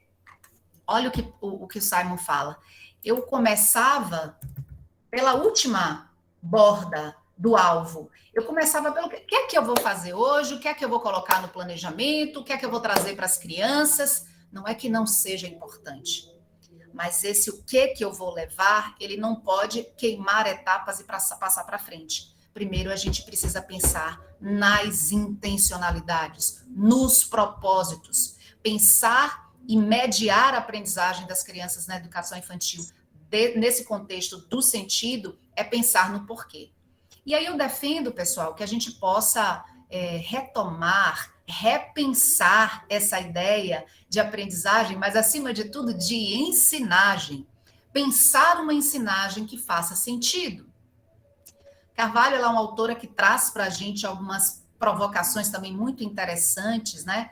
Lá no documento curricular aqui da Bahia, inclusive tem um trecho, quando eles vão, vocês podem consultar lá, quando ele trata de educação infantil, tem uma provocação que a gente precisa começar a inverter a lógica. O que é inverter a lógica desse pensar o currículo na perspectiva da mediação da aprendizagem significativa? Que enfoque é esse que a gente precisa ajustar aí a rota na hora de pensar e de praticar a respeito? Ela defende que a gente tem que sair de um currículo para educar a infância e partir para uma infância que possa educar o currículo. Com isso, a gente entende e reforça a ideia de que sujeito é esse que está à minha frente, que contexto de vida que ele tem, como é que a gente pode transformar essa realidade, ou apoiar, ajudar a transformar essa realidade, porque nós temos e sabemos que temos esse poder nas mãos, como educadoras e educadores que somos. Então, como é que a gente dá esse salto de pensar o currículo, não necessariamente vou construir esse documento e esses processos metodológicos para atender essa necessidade, mas partir do sujeito. Por que eu faço do jeito que eu faço? E de que forma, como eu vou atribuir sentido partindo da realidade dessa criança, desse sujeito? Antes de mostrar, deixa eu contextualizar. Deixa eu falar um pouquinho rapidinho. Eu achei interessante você trazer isso, porque eu sempre me pergunto, quando eu estou fazendo uma atividade, eu pergunto muito a mim, para quê? Né? Por que eu estou fazendo essa atividade? Tem necessidade aonde? E você trouxe um apanhado aí, que é um questionamento que eu sempre faço. Eu gosto de usar muito esse quadrinho quando eu penso em um conteúdo, quando eu penso em planejar, porque quando você faz esse quadrinho assim, o que é que eu vou dar? Para que serve? O que meu aluno vai aprender? O que ele vai trazer para ele? O significado dele no futuro, até as questões que as pessoas deram como resposta do que é educação, do que é ser criança, está nessa pergunta. Então, eu achei isso aí fantástico quando você trouxe. Desculpa eu interromper. Imagina. Mas eu acho assim que todos nós, quando estivéssemos planejando, deveríamos fazer essa pergunta. Isso eu aprendi muito tempo atrás. Você trouxe uma coisa de uma pessoa que trazia esses conteúdos para a gente quando a gente fazia a capacitação com ela, né? E ela trazia muito isso nos questionamentos com a gente, com tudo. Não pense que foi só quando a gente planejasse uma aula, mas até para a nossa vida, a nossa vida ou política, ou profissional, o que a gente pensar, a gente tem que se ver nesse lugar. E quando a gente se vê nesse lugar, a gente vai ter nossos resultados. Então, parabéns pelo que você trouxe. Você me deu, assim, uma coisa assim tão feliz, porque é uma coisa que eu faço e a gente não pode dizer assim, nunca que a gente está errado, a gente está aprendendo, viu? É uma caminhada de longos que a gente vai aprendendo dia após dia, Poxa, e a gente tem que acreditar no que a gente faz. Muito obrigada. Rosa, cortou sua fala, não sei como é que foi aí. Deixa eu sair aqui, gente. Mas, Rosa, olha, eu quero agradecer demais a sua contribuição, a sua colaboração. Para nós é muito importante entender. Vou só fechar aqui o áudio da Josi. O pessoal que está entrando, sejam muito bem-vindos, tá bom? Mas a gente tem que entrar e imediatamente fechar o áudio, pessoal. Senão, a gente tem aí, enfim, essa abordagem sendo vazada literalmente aqui, tá? Queria trazer, vou parar só um momento aqui para sair de uma apresentação que está pipocando aqui, e queria dizer para vocês o seguinte, contar para vocês o seguinte, eu estive, na semana passada, a gente, claro, né, tem a oportunidade de, graças a Deus, conhecer muitas colegas e muitos colegas, muitos contextos, visitar muitos municípios, E na semana passada eu tive, na quinta e na sexta-feira, uma oportunidade de conhecer uma instituição no Mato Grosso. De visitar, na verdade, foi a segunda visita. E a gente estava discutindo sobre multiletramento, sobre esse processo de letramento e alfabetização. E no final do encontro, foi um encontro presencial, no final do encontro, uma professora levantou lá do fundo, sabe aquelas colegas que vêm, às vezes, quer trocar uma ideia no final? Eu acho incrível isso, isso é um devolutivo muito importante para a gente pensar em melhorar a nossa prática. E ela veio lá do fundo e disse, você pode me dar o seu WhatsApp? Eu disse, pois não, posso. E aí dei o número, ela falou, quero te mandar uma imagem. E a imagem que ela me mandou foi essa aqui, que eu vou mostrar para vocês agora, tá, gente? Professora do grupo 5, turma de 5 anos. Vamos lá. Ela me entregou, ela mandou para o meu WhatsApp essa foto, essa imagem. E aí, mas só que ela me mandou na hora, né? Eu queria que você visse uma coisa. E a gente podia falar depois e tal. Eu até já conversei com ela, foi uma conversa massa no sábado, já em Salvador. E ela me mandou essa foto e não me disse nada. E eu fiquei curiosíssima, né? Porque eu comecei a mandar mensagem para ela depois e não tive retorno, então eu fui até a coordenadora. E disse, você sabe dessa foto, da história dessa foto? O que é que está por trás dessa foto? Me ajuda, porque eu estou curiosíssima e eu ainda não consegui a resposta da professora, eu estava vindo, né, de lá para cá, e a coordenadora me respondeu, eu coloquei aqui o recadinho dela aí no sábado. Ela falou, Verena, sobre o bilhete, esse aluno, sua mãe é coordenadora do programa bilíngue e à noite ela faz lanche gourmet. Nesse dia, ele fez o pedido de como queria o seu lanche e entregou para que ela montasse.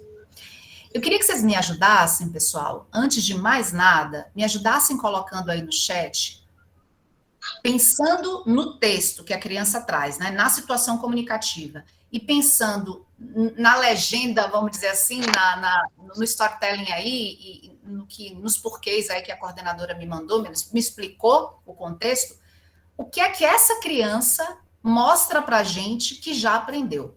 O que é que ela já sabe? E aí eu não estou falando tão somente da escrita propriamente, da escrita também, mas num contexto global, pensando nessa devolutiva que a coordenadora me deu. Tipo, para você entender o que aconteceu aí, o que é que provocou essa escrita. E aí agora eu pergunto para vocês, o que essa criança de 5 anos de idade, 5 anos agora, né, início do ano, o que é que ela diz para a gente, o que é que ela mostra para a gente que ela já sabe? Pensando nesse contexto das aprendizagens significativas, tá? Bom dia. Bom dia. Bom dia, Miralva, tudo bem? Miralva não, Conceição. Tudo bem. Desculpa, Miralva, então não é... Peraí, Conceição, porque Miralva abriu aqui o áudio, daqui a pouco ela fala. Pois não, Conceição, pode falar. Pode falar. Não tô ouvindo nada. Oi? Conceição deu bom dia e desistiu? Ó, Rosângela colocou aqui no chat. Ela já sabe fazer uma lista. Bom.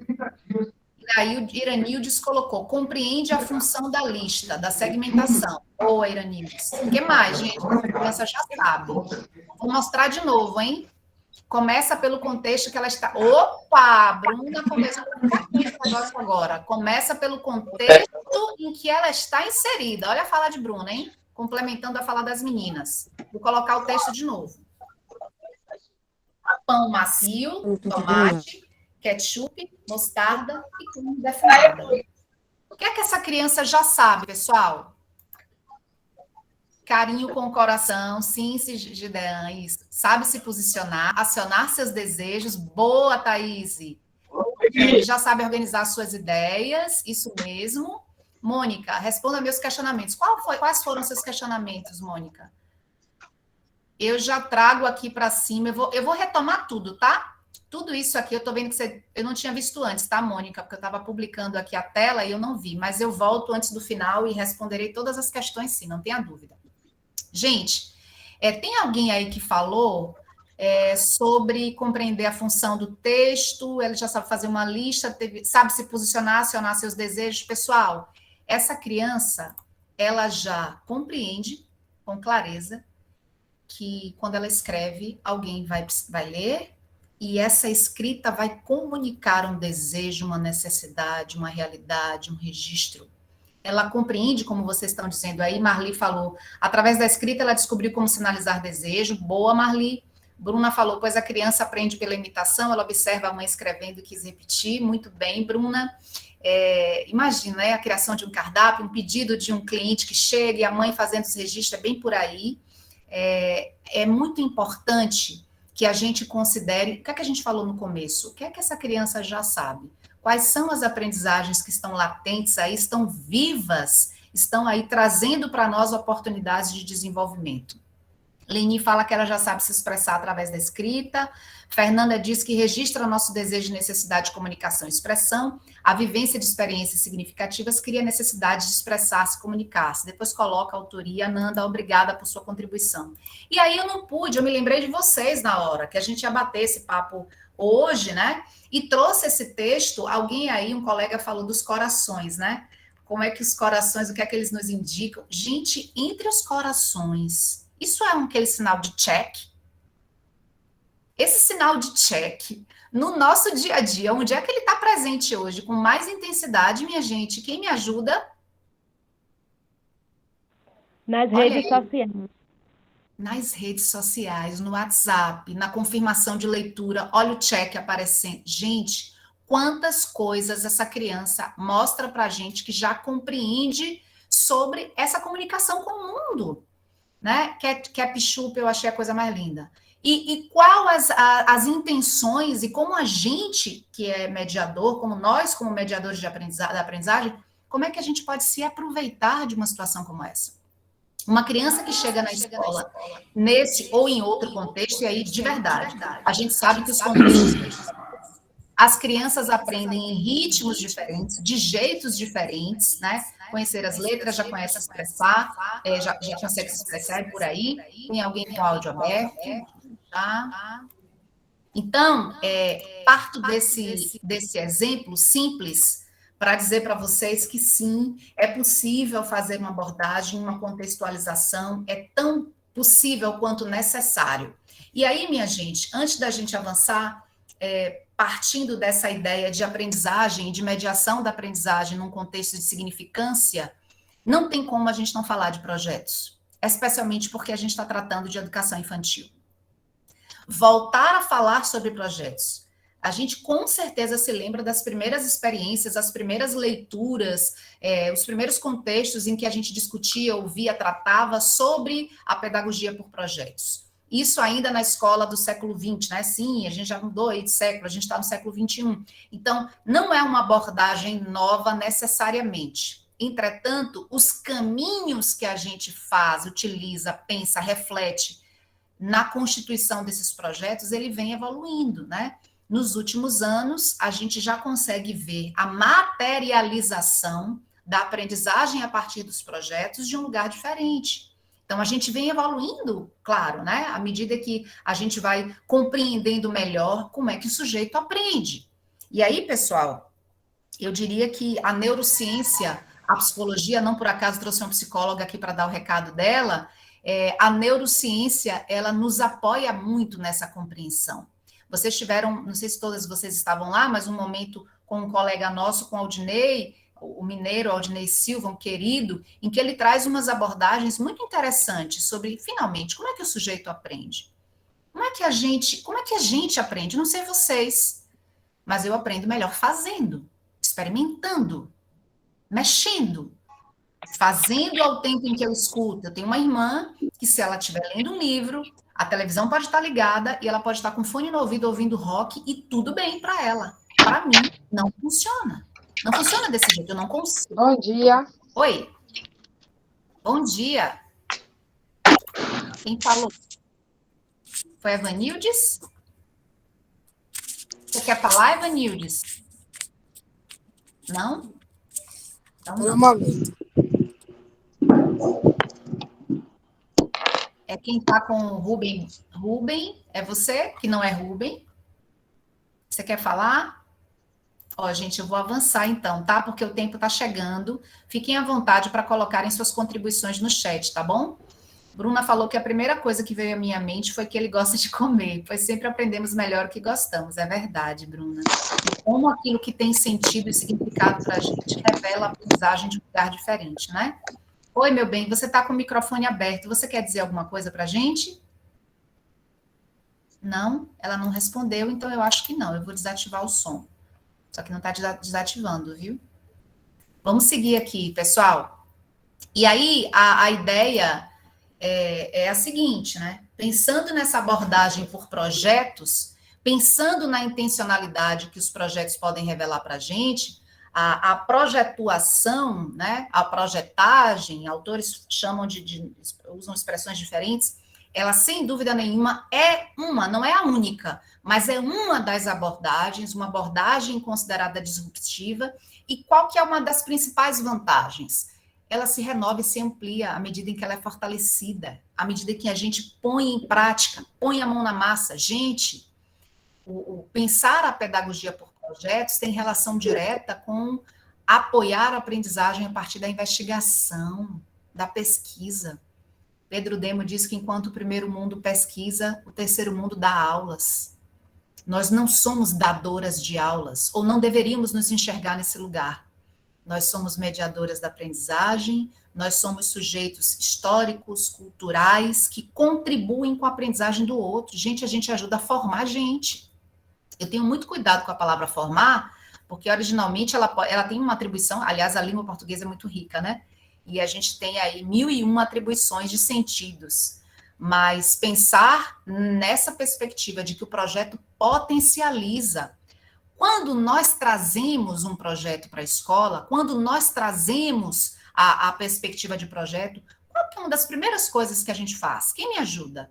Qual que é uma das primeiras ações? Eu vou apresentar para as crianças a situação problema, a questão norteadora que vai aí fazer a gente pesquisar, investigar ao longo do tempo sobre o projeto. Qual que é uma das primeiras coisas que a gente faz? Quem me ajuda aí no chat?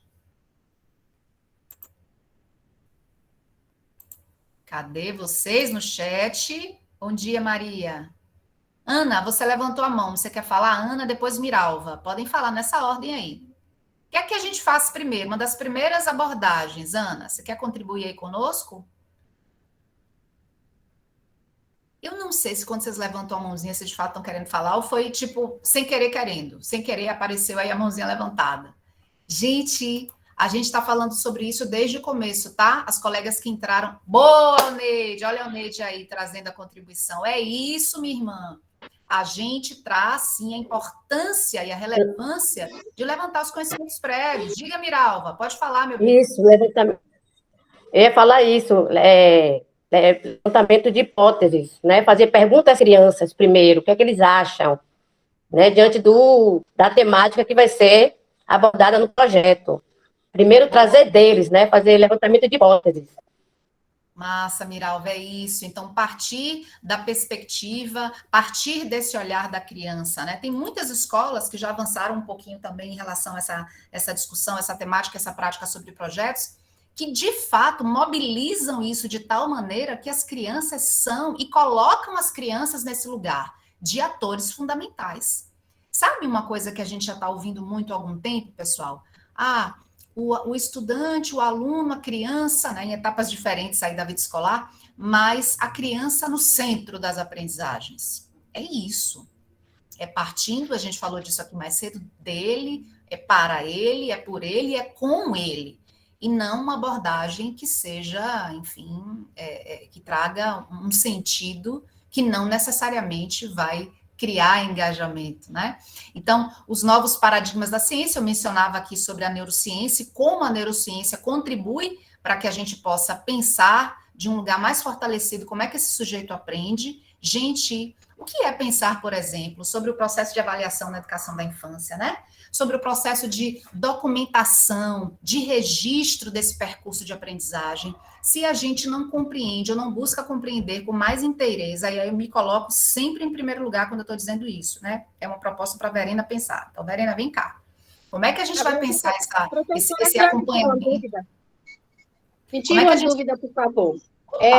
Bom dia. Bom dia. E a gente ficou 2 anos, né, fora da escola. sem contato nenhum com o aluno, por causa da pandemia. Sim. E aí, como é que nós, professores, temos que lidar com isso? Se a gente não teve nenhum contato físico com o aluno. E agora, que a gente vai começar dia 7, tudo novo, como agir na sala de aula nessa pandemia, como lidar com o aluno, com menino de 4 anos, de 5 anos, o que a gente vai fazer, como é que a gente vai lidar se o aluno tirar a máscara no meio da sala de aula, pegar o brinquedo do outro coleguinha, pegar um lápis do outro coleguinha. Eu estou tão nervosa nesse retorno, que a senhora nem imagina. Vamos lá. Ângela, primeiro eu quero agradecer por sua contribuição, ela é muito valiosa. E, gente, esse é o momento chave do nosso bate-papo, que já já se encerra. Eu quero aproveitar e fazer um pedido a vocês, minhas colegas e meus colegas, a partir dessa fala de Ângela, que é tão visceral, é tão verdadeira, é tão potente. Todos nós estamos passando por uma situação, se não igualzinha, parecidíssima, é a mesma situação, o mesmo contexto. Enquanto eu vou falando aqui, eu quero pedir a vocês, agora, esse é o nosso momento enquanto comunidade que aprende, que se renova a cada dia e que se potencializa um no outro. Comecemos aqui a colocar no chat palavras de apoio, dicas, sugestões para a Ângela, para essa fala de Ângela, que vou dizer a vocês, certamente passa pela cabeça de muitas outras de nós. Ângela veio e talvez tenha sido a porta-voz de muito que muita gente está pensando. Então, vamos aproveitar e vamos trazer aí comentários para a Ângela. Enquanto vocês estão fazendo os comentários para essa provocação tão saudável que a Ângela fez aqui agora e tão necessária, eu diria o seguinte, Ângela, em primeiríssimo lugar, e aí eu não estou falando de algo que vai soar como uma regra, como uma imposição, mas de professora para professora. Estou vendo aqui, mas estou escutando pelo seu, que aqui está muito. Em primeiríssimo lugar, eu preciso que você esteja bem. Então, calma, respira fundo. Tenha clareza, Ângela, tenha certeza, e eu sei que você sabe disso, eu só vou reforçar isso aqui. Você não está sozinha. A prova disso, olha aqui, a gente tem nesse momento 235 pessoas dialogando conosco, ouvindo você, né? E esse amparo e esse aconchego, ele é tão importante. Então, primeiro, você não está sozinha, você tem uma rede, sim, que não é a rede só no nome, não é uma rede só no papel, é uma rede que se constitui como rede. Então, eu compreendo esse temor, essa ansiedade. Afinal de contas, minha gente, a gente começou ouvindo, eu não sei se você estava aqui no início, Ângela, mas eu comecei o nosso bate-papo hoje trazendo uma animação que o Lunetas criou das crianças dizendo como é que elas se sentiam no contexto da pandemia. Várias crianças do país dizendo, isso foi no começo, tá? Então, teve criança dizendo, você estava no começo? Sim ou não? Balança a cabeça. Depois eu vou mandar... Beleza. Então, é legal e você trazer isso, Ângela, porque isso já tocou, em algum momento a gente tocou nessa abordagem aqui também. A gente está falando de uma mudança que não é pequena, a gente sabe disso.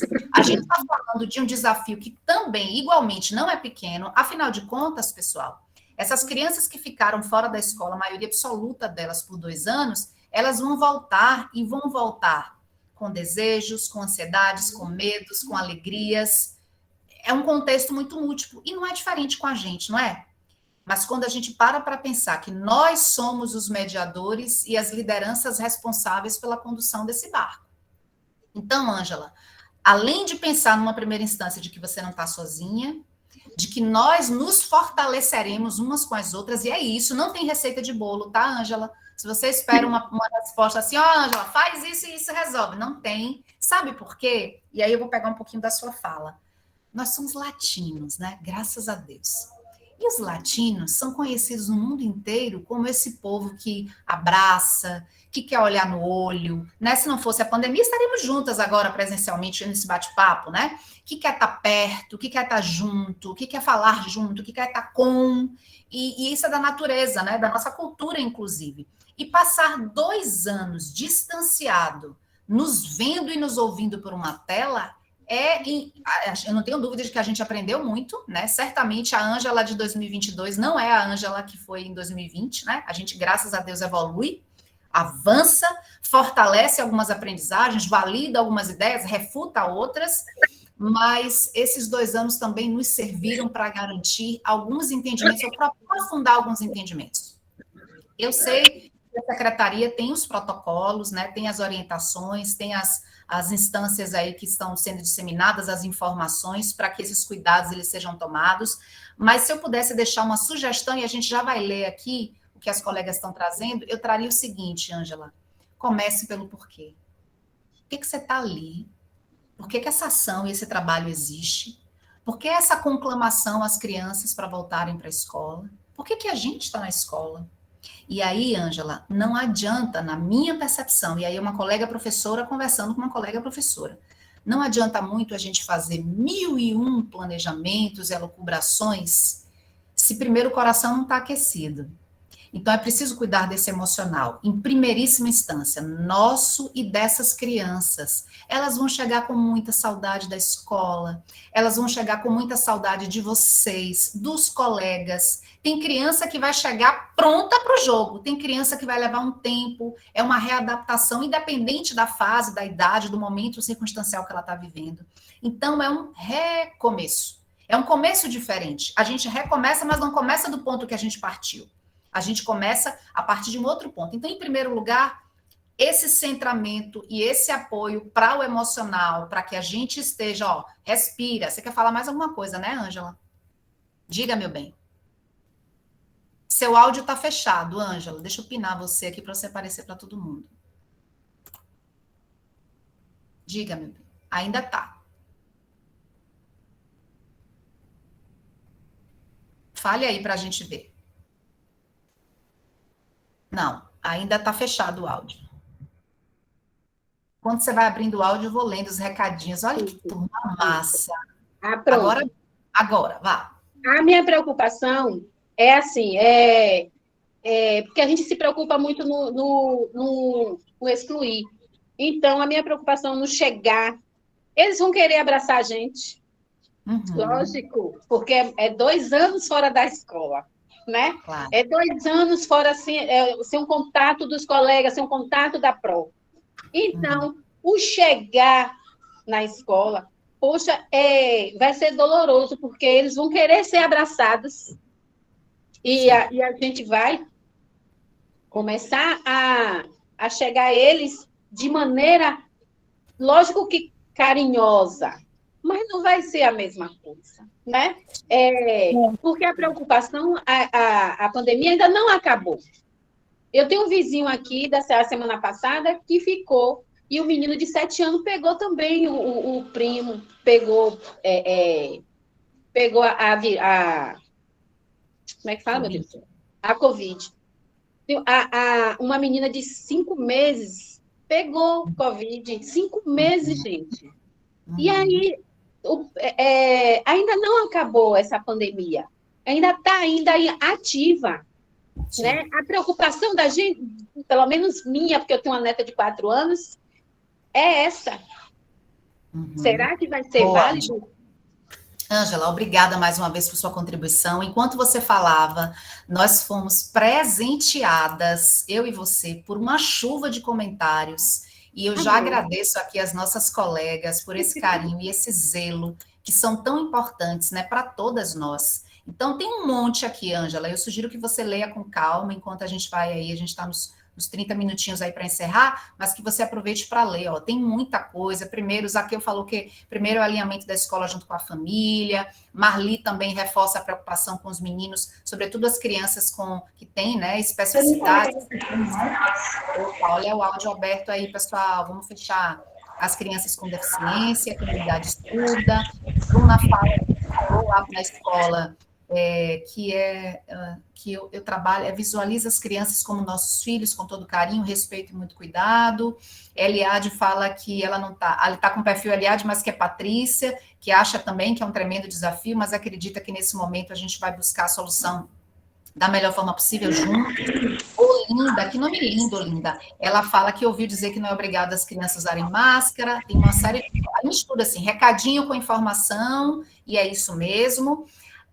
Daniele fala que, no meu ponto de vista, o retorno será tanto novidade para nós, como professores, quanto para as crianças que vão cheias de expectativa. O primeiro passo é o acolhimento. As crianças se sentem bem nesse lugar. Boa, Daniela, reforçando aqui o nosso recado. Iranildes diz que é um desafio enorme. Gente, tem um áudio aberto aí, vamos fechando.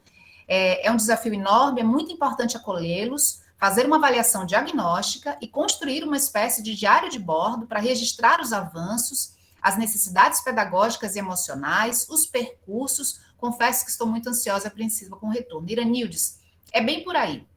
Você traz aí um trajeto, né, e uma sugestão de trajetuação dessas práticas no retorno, que é bem interessante, gente.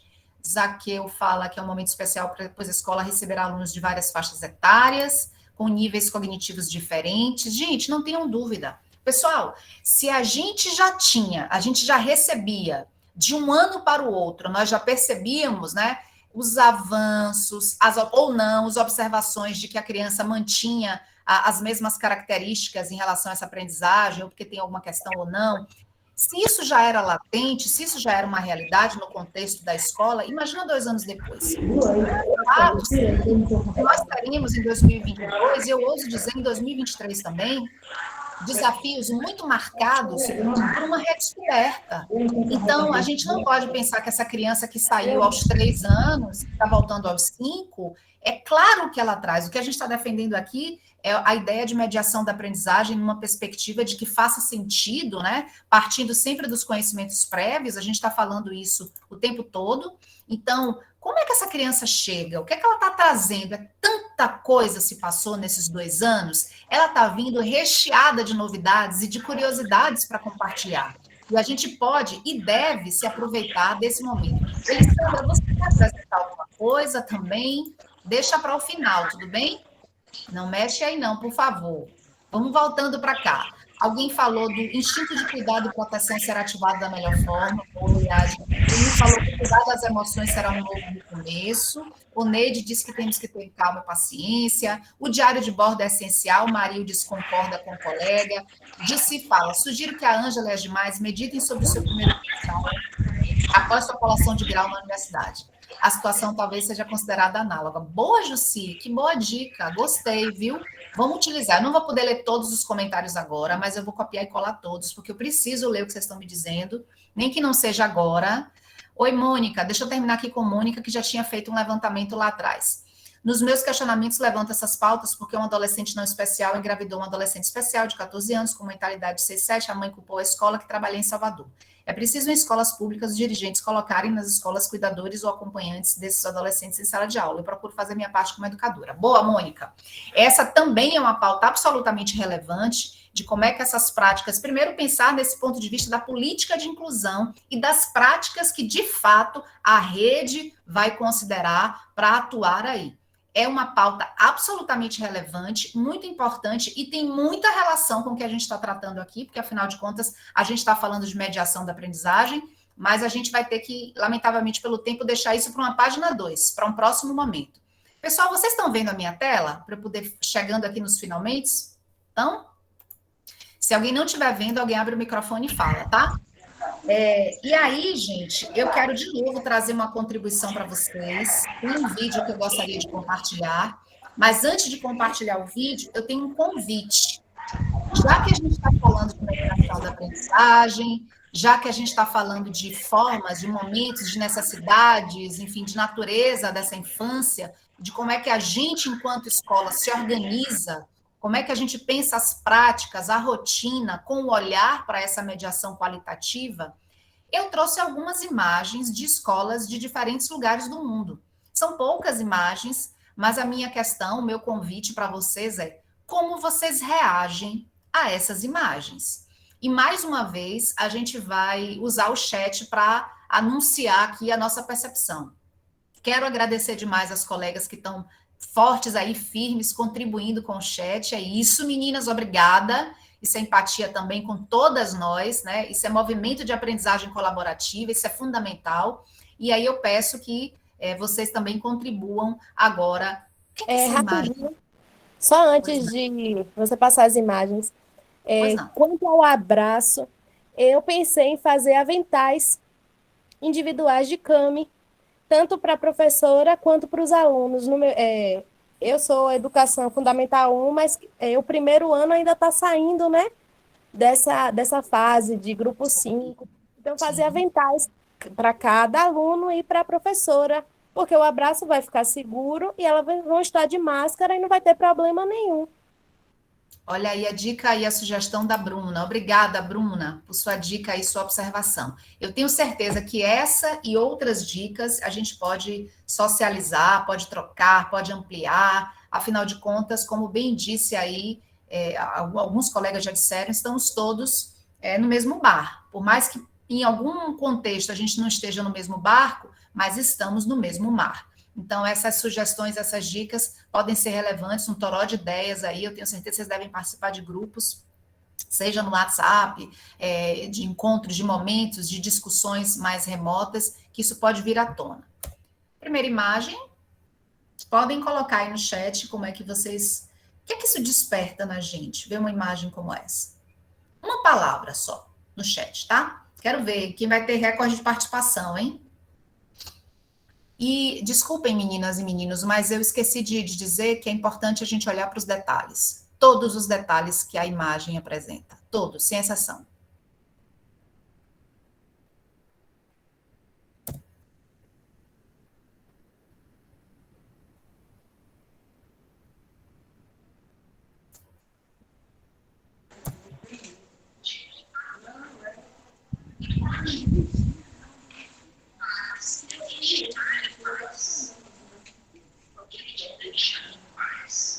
A imagem não... Agora apareceu. Não está aparecendo.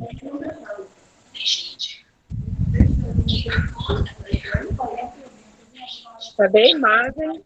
Não está aparecendo. Oi, gente. A imagem. Deixa eu retomar, então. É porque tem alguém que compartilhou a tela. Caiu a minha.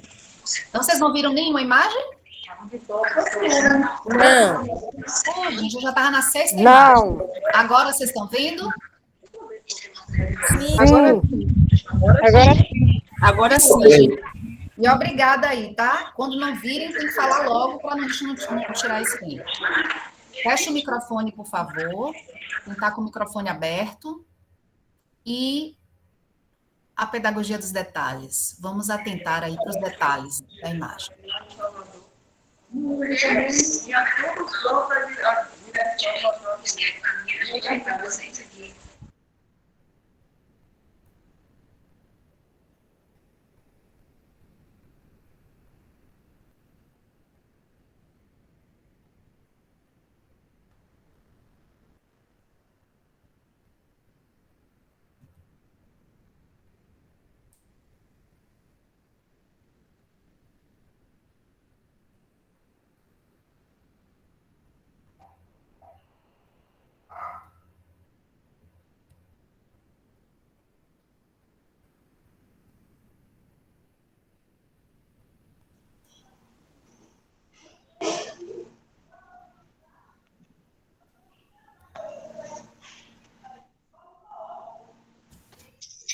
Ok.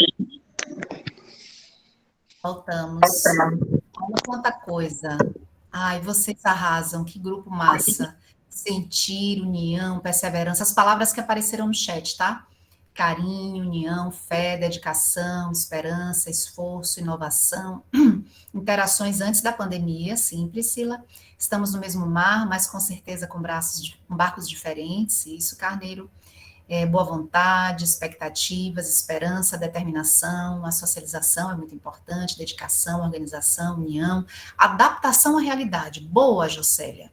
Adaptação à realidade, reinvenção, amor, contexto. Reinvenção apareceu várias vezes, criatividade, conhecimento, plano A e plano B, Jaciara, verdade.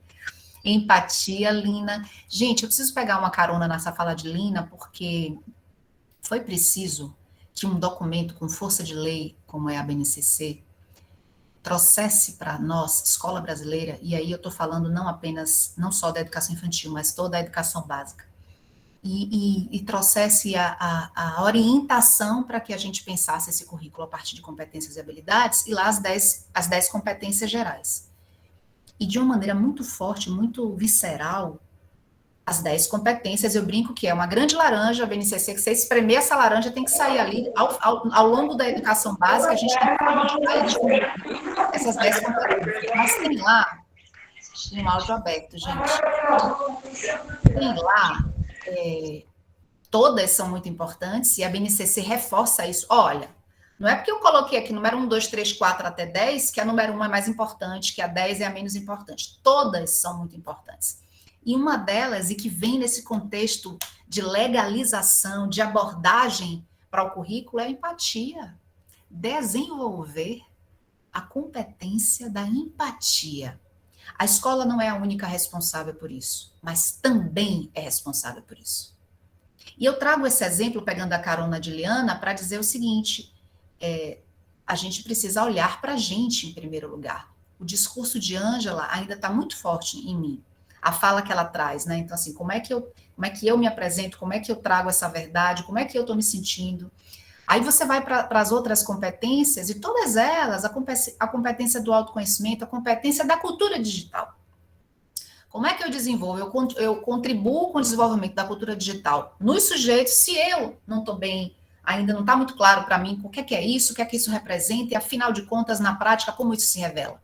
Então, isso tudo só por conta de uma palavra que a Liana colocou aqui. Pensar de acordo com a realidade. E, gente, vocês arrasaram de novo. Esperança, amor, empatia, diferentes realidades, não podemos parar, temos sempre que nos inventar e reinventar. Protagonismo, boa. Diferentes realidades de aprendizagem, Simone Cremilda. É isso, meninas. Então, diante do que a gente viu aqui, a proposta de reflexão é como é que a gente organiza a rotina da turma. E aí tem 3 alicerces para que essa mediação aconteça num contexto, para os autores que a gente vem pesquisando, para as realidades que a gente vem buscando entender melhor. Gente, ainda tem áudio aberto, hein? Os propósitos, olha o porquê, comece pelo porquê. Por que eu faço do jeito que eu faço? O ambiente, sim, pessoal, o ambiente também é educador. E quando eu falo de ambiente, a gente precisa cada vez mais, e claro, né, realizados aí os devidos ajustes, as necessidades aí num contexto pandêmico ou pós-pandêmico, mas o ambiente ele é estruturante, ele organiza, ele educa também. Então, não por acaso eu trouxe imagens que não mostravam uma criança, uma professora, um grupo, mas o ambiente também. Eu pedi que vocês prestassem atenção a toda a cena, porque ele é relevante. Os materiais, os recursos, as propostas, como é que eu apresento isso, de que forma eu apresento, e, acima de tudo, com qual intencionalidade eu vou apresentar isso vai reverberar na maneira como esse sujeito está aprendendo. Né? A gente fala tanto de aproximações sucessivas, né? De aprender a partir do relacionamento do outro com o outro, e como efetivamente, né? Essa foto, ela me chama muita atenção. Primeiro que eles estão no que poderia ser uma rodinha, mas não é uma rodinha, porque estão atrás um do outro. Mas a primeira coisa que me chamou a atenção nessa imagem não foram as crianças, nem a atitude das crianças da professora, mas como os livros estão ali baixinhos ao alcance deles, né? Como os móveis da sala foram pensados, e aí, de novo, falando de materiais. Cada uma dessas imagens, ela vai trazer para a gente na carona o empréstimo desse olhar, de que sim, é possível, como vocês mesmos disseram, que a gente se adapta e tem que buscar essa adaptação, porque senão a gente vai se desestruturar, mas sempre perseguindo esse olhar de como é que eu entendo esse olhar para a aprendizagem. Vocês já viram o vídeo da encantadora de bebês? Com todas as aspas possíveis, tá? Eu coloquei textualmente e coloquei entre aspas, porque é assim que saíram muitas matérias no jornal, uma professora de uma creche de Taubaté, aqui em São Paulo, e ela viralizou há alguns anos, acho que tem uns 6 anos isso, a partir de um vídeo de uma rodinha com bebês. Todo mundo viu? Eu trouxe esse vídeo aqui e vou colocar ele tem 1 minuto. Só para a gente... Deixa eu ver se é esse, Verena. É esse aqui. Vamos lá. Também vou mandar esse link desse vídeo para que vocês possam assistir ou reassistir, tá? Nossa chamadinha. Cadê a Isadora? Cadê Isadora? Isadora! Cadê Isadora? Está aqui! Está aqui!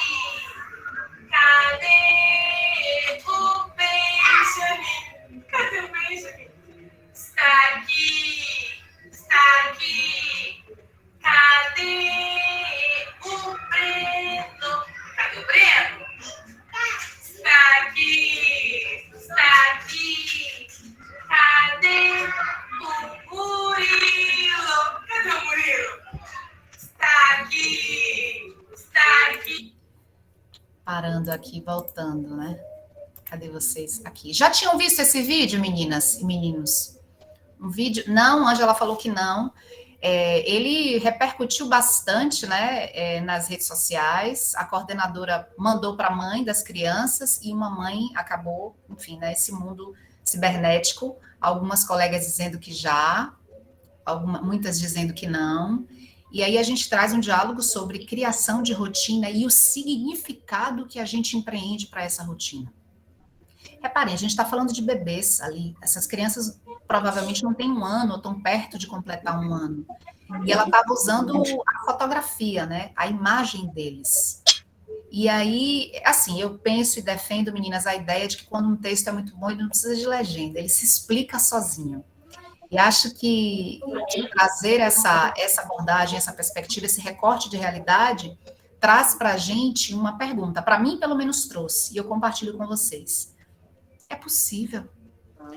É possível repensar o espaço, a sala, o contexto, a abordagem. É possível. É possível. A gente pode falar uma série de coisas, tipo, Verena, olha a quantidade de crianças que ela tinha, Verena. Verena, tinha alguém filmando, então tinha alguém auxiliando de alguma maneira. Verena, os senões vão aparecer. E eles são importantes, eles precisam aparecer, de fato. Mas ainda assim, neste contexto, a gente está falando de crianças menores de 1 ano, mas que já se reconhecem através da imagem, mas que já... Gente, só o fato delas estarem sentadas na rodinha, digam se não é, já é uma aprendizagem que elas estão mostrando. Pode ser que dure 5 minutos, e não mais do que isso. É bem provável que não dure mais do que isso. Mas aquela articulação de rotina e aquele propósito de vamos juntos, ali sendo contextualizado. Né? A gente fala muito... eu tive dificuldade, na semana passada, no aniversário de uma filha de uma amiga, eu entrei numa loja para comprar um brinquedo. Gente, como é difícil encontrar um brinquedo hoje em dia que não seja eletrônico. Para crianças bem pequenas, inclusive. Eu não estou falando de crianças maiores, né? Minha irmã mora em Brasília, minha irmã caçula, ela me disse que foram num restaurante. E hoje você chega no restaurante, aponta a câmera do seu celular e o cardápio está ali no QR Code, né? Mas esse, em particular, que ela foi, não tinha o QR Code na mesa. Tinha o cardápio físico, né? Que era aquela pasta, tipo uma pasta catálogo, pequena, com aqueles plásticos grossinhos. E ela e o esposo foram olhar, tinha mais a bebê de 1 ano e 6 meses, a Sucena. Ela pôs a mãozinha, ela estava sentada na cadeirinha de bebê, na mesa, e ela passou o dedinho no cardápio, com esse movimento da geração Z, que é característico, que a gente já conhece de, cadê a imagem? E ela olhava para a mãe do tipo assim, não fez barulho, não apareceu imagem, o Bita não está cantando aqui, o que é que houve? Que eu estou passando o dedo e isso não está mudando, né? Então eu trago isso porque essa também é uma abordagem, é uma perspectiva que está presente, gente, que está na sala de aula da gente. A gente sabe... sala de aula, está fora da sala de aula, nós que somos mães, avós, tias, professoras, educadoras, vizinhas, a gente tem crianças pequenas, bem pequenas e bebês ao nosso redor, junto com a gente, né? E a gente está observando que essa dinâmica é diferente. Como é que eu trago isso? Como é que eu abordo? E como é que eu cuido? E como é que eu desenvolvo a aprendizagem? Eu contribuo com o desenvolvimento da aprendizagem dessa criança de uma maneira que faça sentido, apesar dos contextos, em muita medida, que são contrários a essa aprendizagem de forma tão significativa. A Eliade disse que já trabalhou na educação infantil com o grupo 4, com a rodinha e as placas com os nomes das crianças. Foi emocionante eles identificarem seus nomes e pegavam suas plaquinhas. É por aí, Eliade. É uma outra forma, né? A Gesiane disse que sempre trabalhou com ensino fundamental com crianças de personalidade forte, cheias de opiniões. Pela primeira vez eu vou trabalhar com educação infantil. Estou nervosa. Não fique. Receba o nosso abraço virtual. Ou fique. Porque essa ansiedade, que eu acho que não é nervoso, essa ansiedade que é uma novidade, eu acho que ela, no fundo, Mônica, ela acaba, Gesiane, ela acaba meio que temperando a vida da gente, né? Então, é bom que a gente sinta isso de vez em quando e que a gente, claro, com responsabilidade, com planejamento, com o comprometimento que nos é peculiar, porque é uma marca registrada nossa aqui, a gente possa enfrentar. Tem um ditado de rede social, e eu não sei quem disse isso, que é aquela coisa, tá com medo, vai com medo mesmo, mas você não precisa ir sozinha. Olha uma rede incrível aqui de pessoas que estão trazendo para a gente tantas contribuições relevantes. Jussiara falou que é preciso buscar ideias, estratégias e se habitar e se habitar a nossa realidade para o bom, acho que é habituar, né? A nossa realidade para um bom desenvolvimento e aprendizagem dos meninos. Tânia Magalhães falou que o lúdico no processo flui melhor na mediação da aprendizagem. Concordo com você quando mencionou a relação da rodinha no cotidiano, porque as crianças aprendem hábitos. Gente, quem nunca, dentro da rodinha, na rodinha, a partir da rodinha, a gente acaba sabendo de tudo que acontece com as crianças em casa, fora de casa. Quem nunca aqui já viu uma mãe, um pai, um responsável por uma criança dizer, o Marcelo imita muito a senhora em casa, faz a sala de aula, brinca de dar aula, né? Imita, nós somos modelos importantes e referências para essas crianças, é para a gente que elas olham. Mas o contrário, quando eu ouvia isso, quando estava em sala de aula, à época, e eu ria e tal, e dizia, mas não é diferente aqui não, hein? Se bobear, a gente sabe até qual foi o almoço, o cardápio hoje na sua casa, porque eles contam tudo na rodinha, né? Impressionante isso. E essa oportunidade de dar vez e dar voz para as crianças, e quantas aprendizagens latentes estão postas ali numa simples e importante e estruturante situação como a rodinha. A gente está chegando ao final, eu tenho mais uma coisa para compartilhar com vocês, vou mandar o link do vídeo, tá? Que é um recado final. Eu trago a sugestão, e de novo, a ideia de trabalhar na pedagogia por projetos é uma possibilidade. Eu espero que a gente tenha outros momentos, outros encontros, síncronos, assíncronos, presenciais ou remotos, enfim, mas que a gente possa trazer outras possibilidades. Vocês trouxeram inúmeras aí, esse grupo é muito rico. Vocês trazem, né, um repertório muito interessante, e acho que está na hora da gente trazer um pouco mais de foco para cada uma dessas abordagens, até para que a gente tenha essa possibilidade de passear por elas de maneira inteira, de maneira objetiva e de maneira proposital. Tipo, olha, agora a gente está trabalhando dessa forma por isso. Por quê, né? O começo pelo porquê. Então, só recapitulando aqui, meninas, trazer a abordagem dos conhecimentos prévios, aliados à construção de novos conhecimentos e com uma balança aí que vai medir muitas coisas, que são as questões ou a questão a ser resolvida. Normalmente os projetos eles trazem uma intencionalidade, uma proposta comunicativa, né? Na maioria das vezes, para não dizer sempre, vai trazer aí um produto final, uma culminância, uma construção desse grupo. Então, a gente traz a ideia lógica dos projetos como uma abordagem interessante que vai contribuir com esse processo de mediação. E eu queria encerrar com 2 textos. Esse é um outro vídeo, eu já vi que assim como eu, vocês gostam dos vídeos também.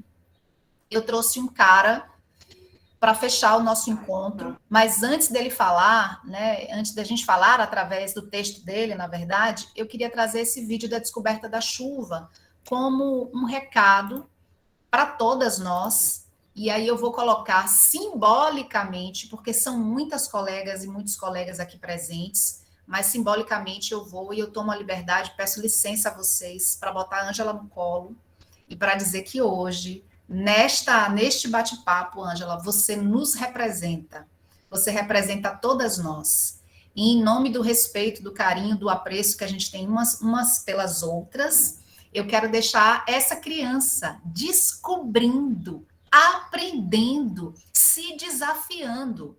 E eu queria que vocês assistissem esse vídeo como um carinho que a gente oferece para a Ângela e para todas vocês.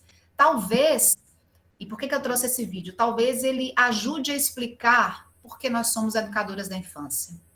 Vamos ver uma criança descobrindo a chuva?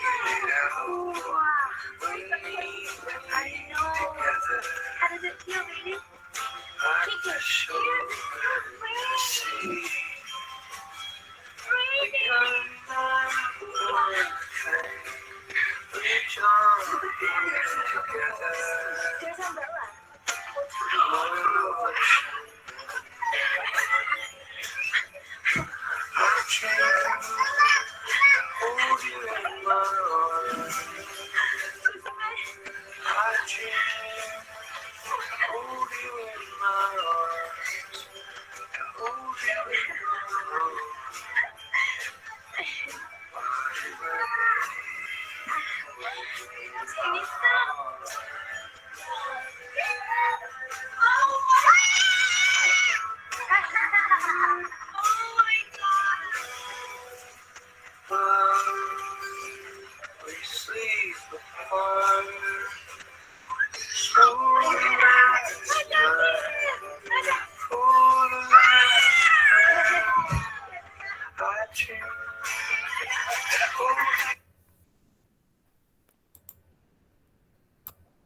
Eu me emociono todas as vezes que eu mostro esse vídeo. É impressionante.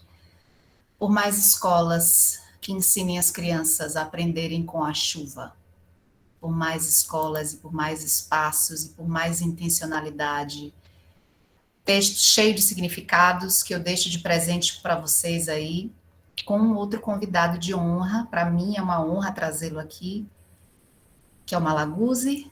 E eu gostaria de pedir licença a vocês para a gente encerrar com a fala de Malaguzzi. Eu trouxe até a obra, que eu fortemente indico para aquelas que ainda não tiveram a oportunidade de conhecer as 100 linguagens da criança. Esse é o volume 2, mas ele tem volume 1 e 2.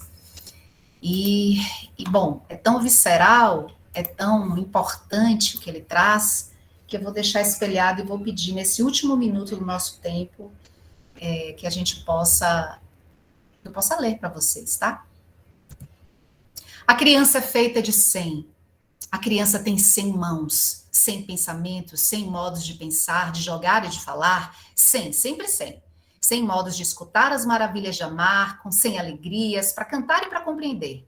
100 mundos para descobrir. 100 mundos para inventar, 100 mundos para sonhar. A criança tem 100 linguagens, e depois 100, 100, 100, 100, mas roubaram-lhe 99. A escola e a cultura lhe separaram a cabeça do corpo. Loris Malaguzzi é um trecho do texto de abertura de As 100 Linguagens da Criança. Gente, muito, muito, muito obrigada. Mais uma vez coloco aqui a minha honra e a minha alegria em mais uma vez estar com vocês, né? Acho que é o 3º ano consecutivo, salvo engano, que eu tenho essa riquíssima oportunidade de conversar com vocês, minhas colegas, meus colegas. Fica aqui o desejo para que a gente possa se reencontrar, seja remotamente, seja presencialmente. Eu vou só abrir aqui o chat, porque eu faço questão de resgatar todas as mensagens depois. Vou aproveitar, porque depois a gente não vai conseguir ao vivo ver o chat, né? Então, eu quero todas as mensagens para que eu possa retomar a leitura e, se for necessário, recuperar chamando alguém para trazer algum recado, alguma alternativa, ou escutar você. Hoje eu falei muito, espero que no próximo encontro a gente não fale tanto. Experimentar coisas novas, aprender com vocês. Muito, muito, muito obrigada por essa honra, por essa oportunidade. Eu agradeço também ao pessoal. Foi muito gratificante, viu? Eu agradeço as respostas, que eu estava agoniada. E assim, eu mexi com o formigueiro, porque nós, professores, somos formigas mediadoras. Então, o grupo estava muito calado. Olha como eu falei, aí, ó, todo mundo se pronunciou. Que bom. Eu fico muito feliz, tirei muito minhas dúvidas. E aí, agora, segunda-feira... Maravilha, Ângela, vai dar tudo certo. Estamos juntas, meninas. Fiquem com Deus. Obrigada a todas. E agora eu soube que tem aí um bate-papo com a professora Cássia Barbosa. Vou acompanhar aqui, não posso perder esse bate-papo sobre a aprendizagem significativa no ensino fundamental nos anos iniciais.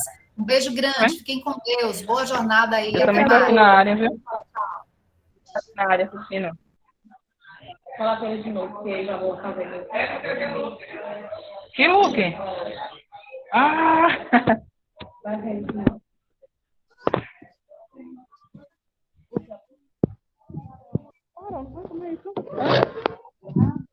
Tá ativo aqueles que não sabem quem tá online, né?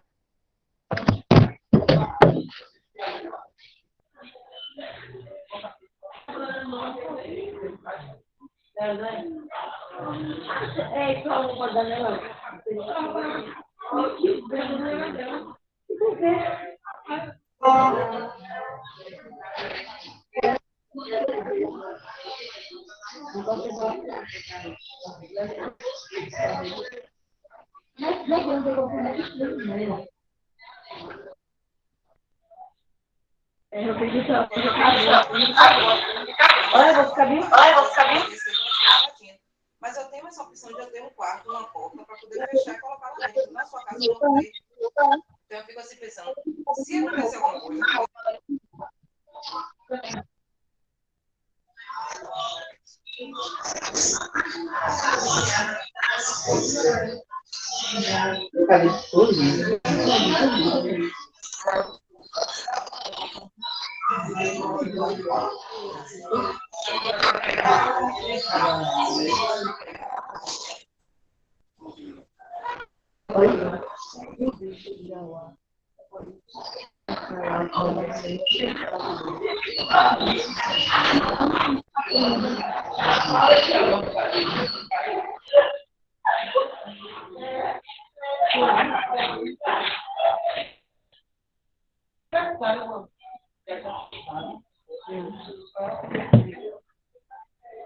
Aí vai.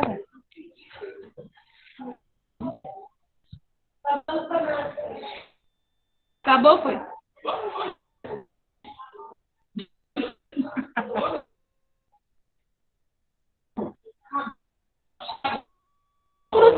Travado aqui.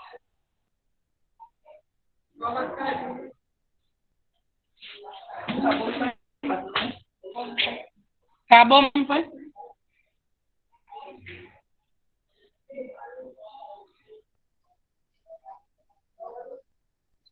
Acabou mesmo, família. Ué, você tá falando. Oi? Você tá falando.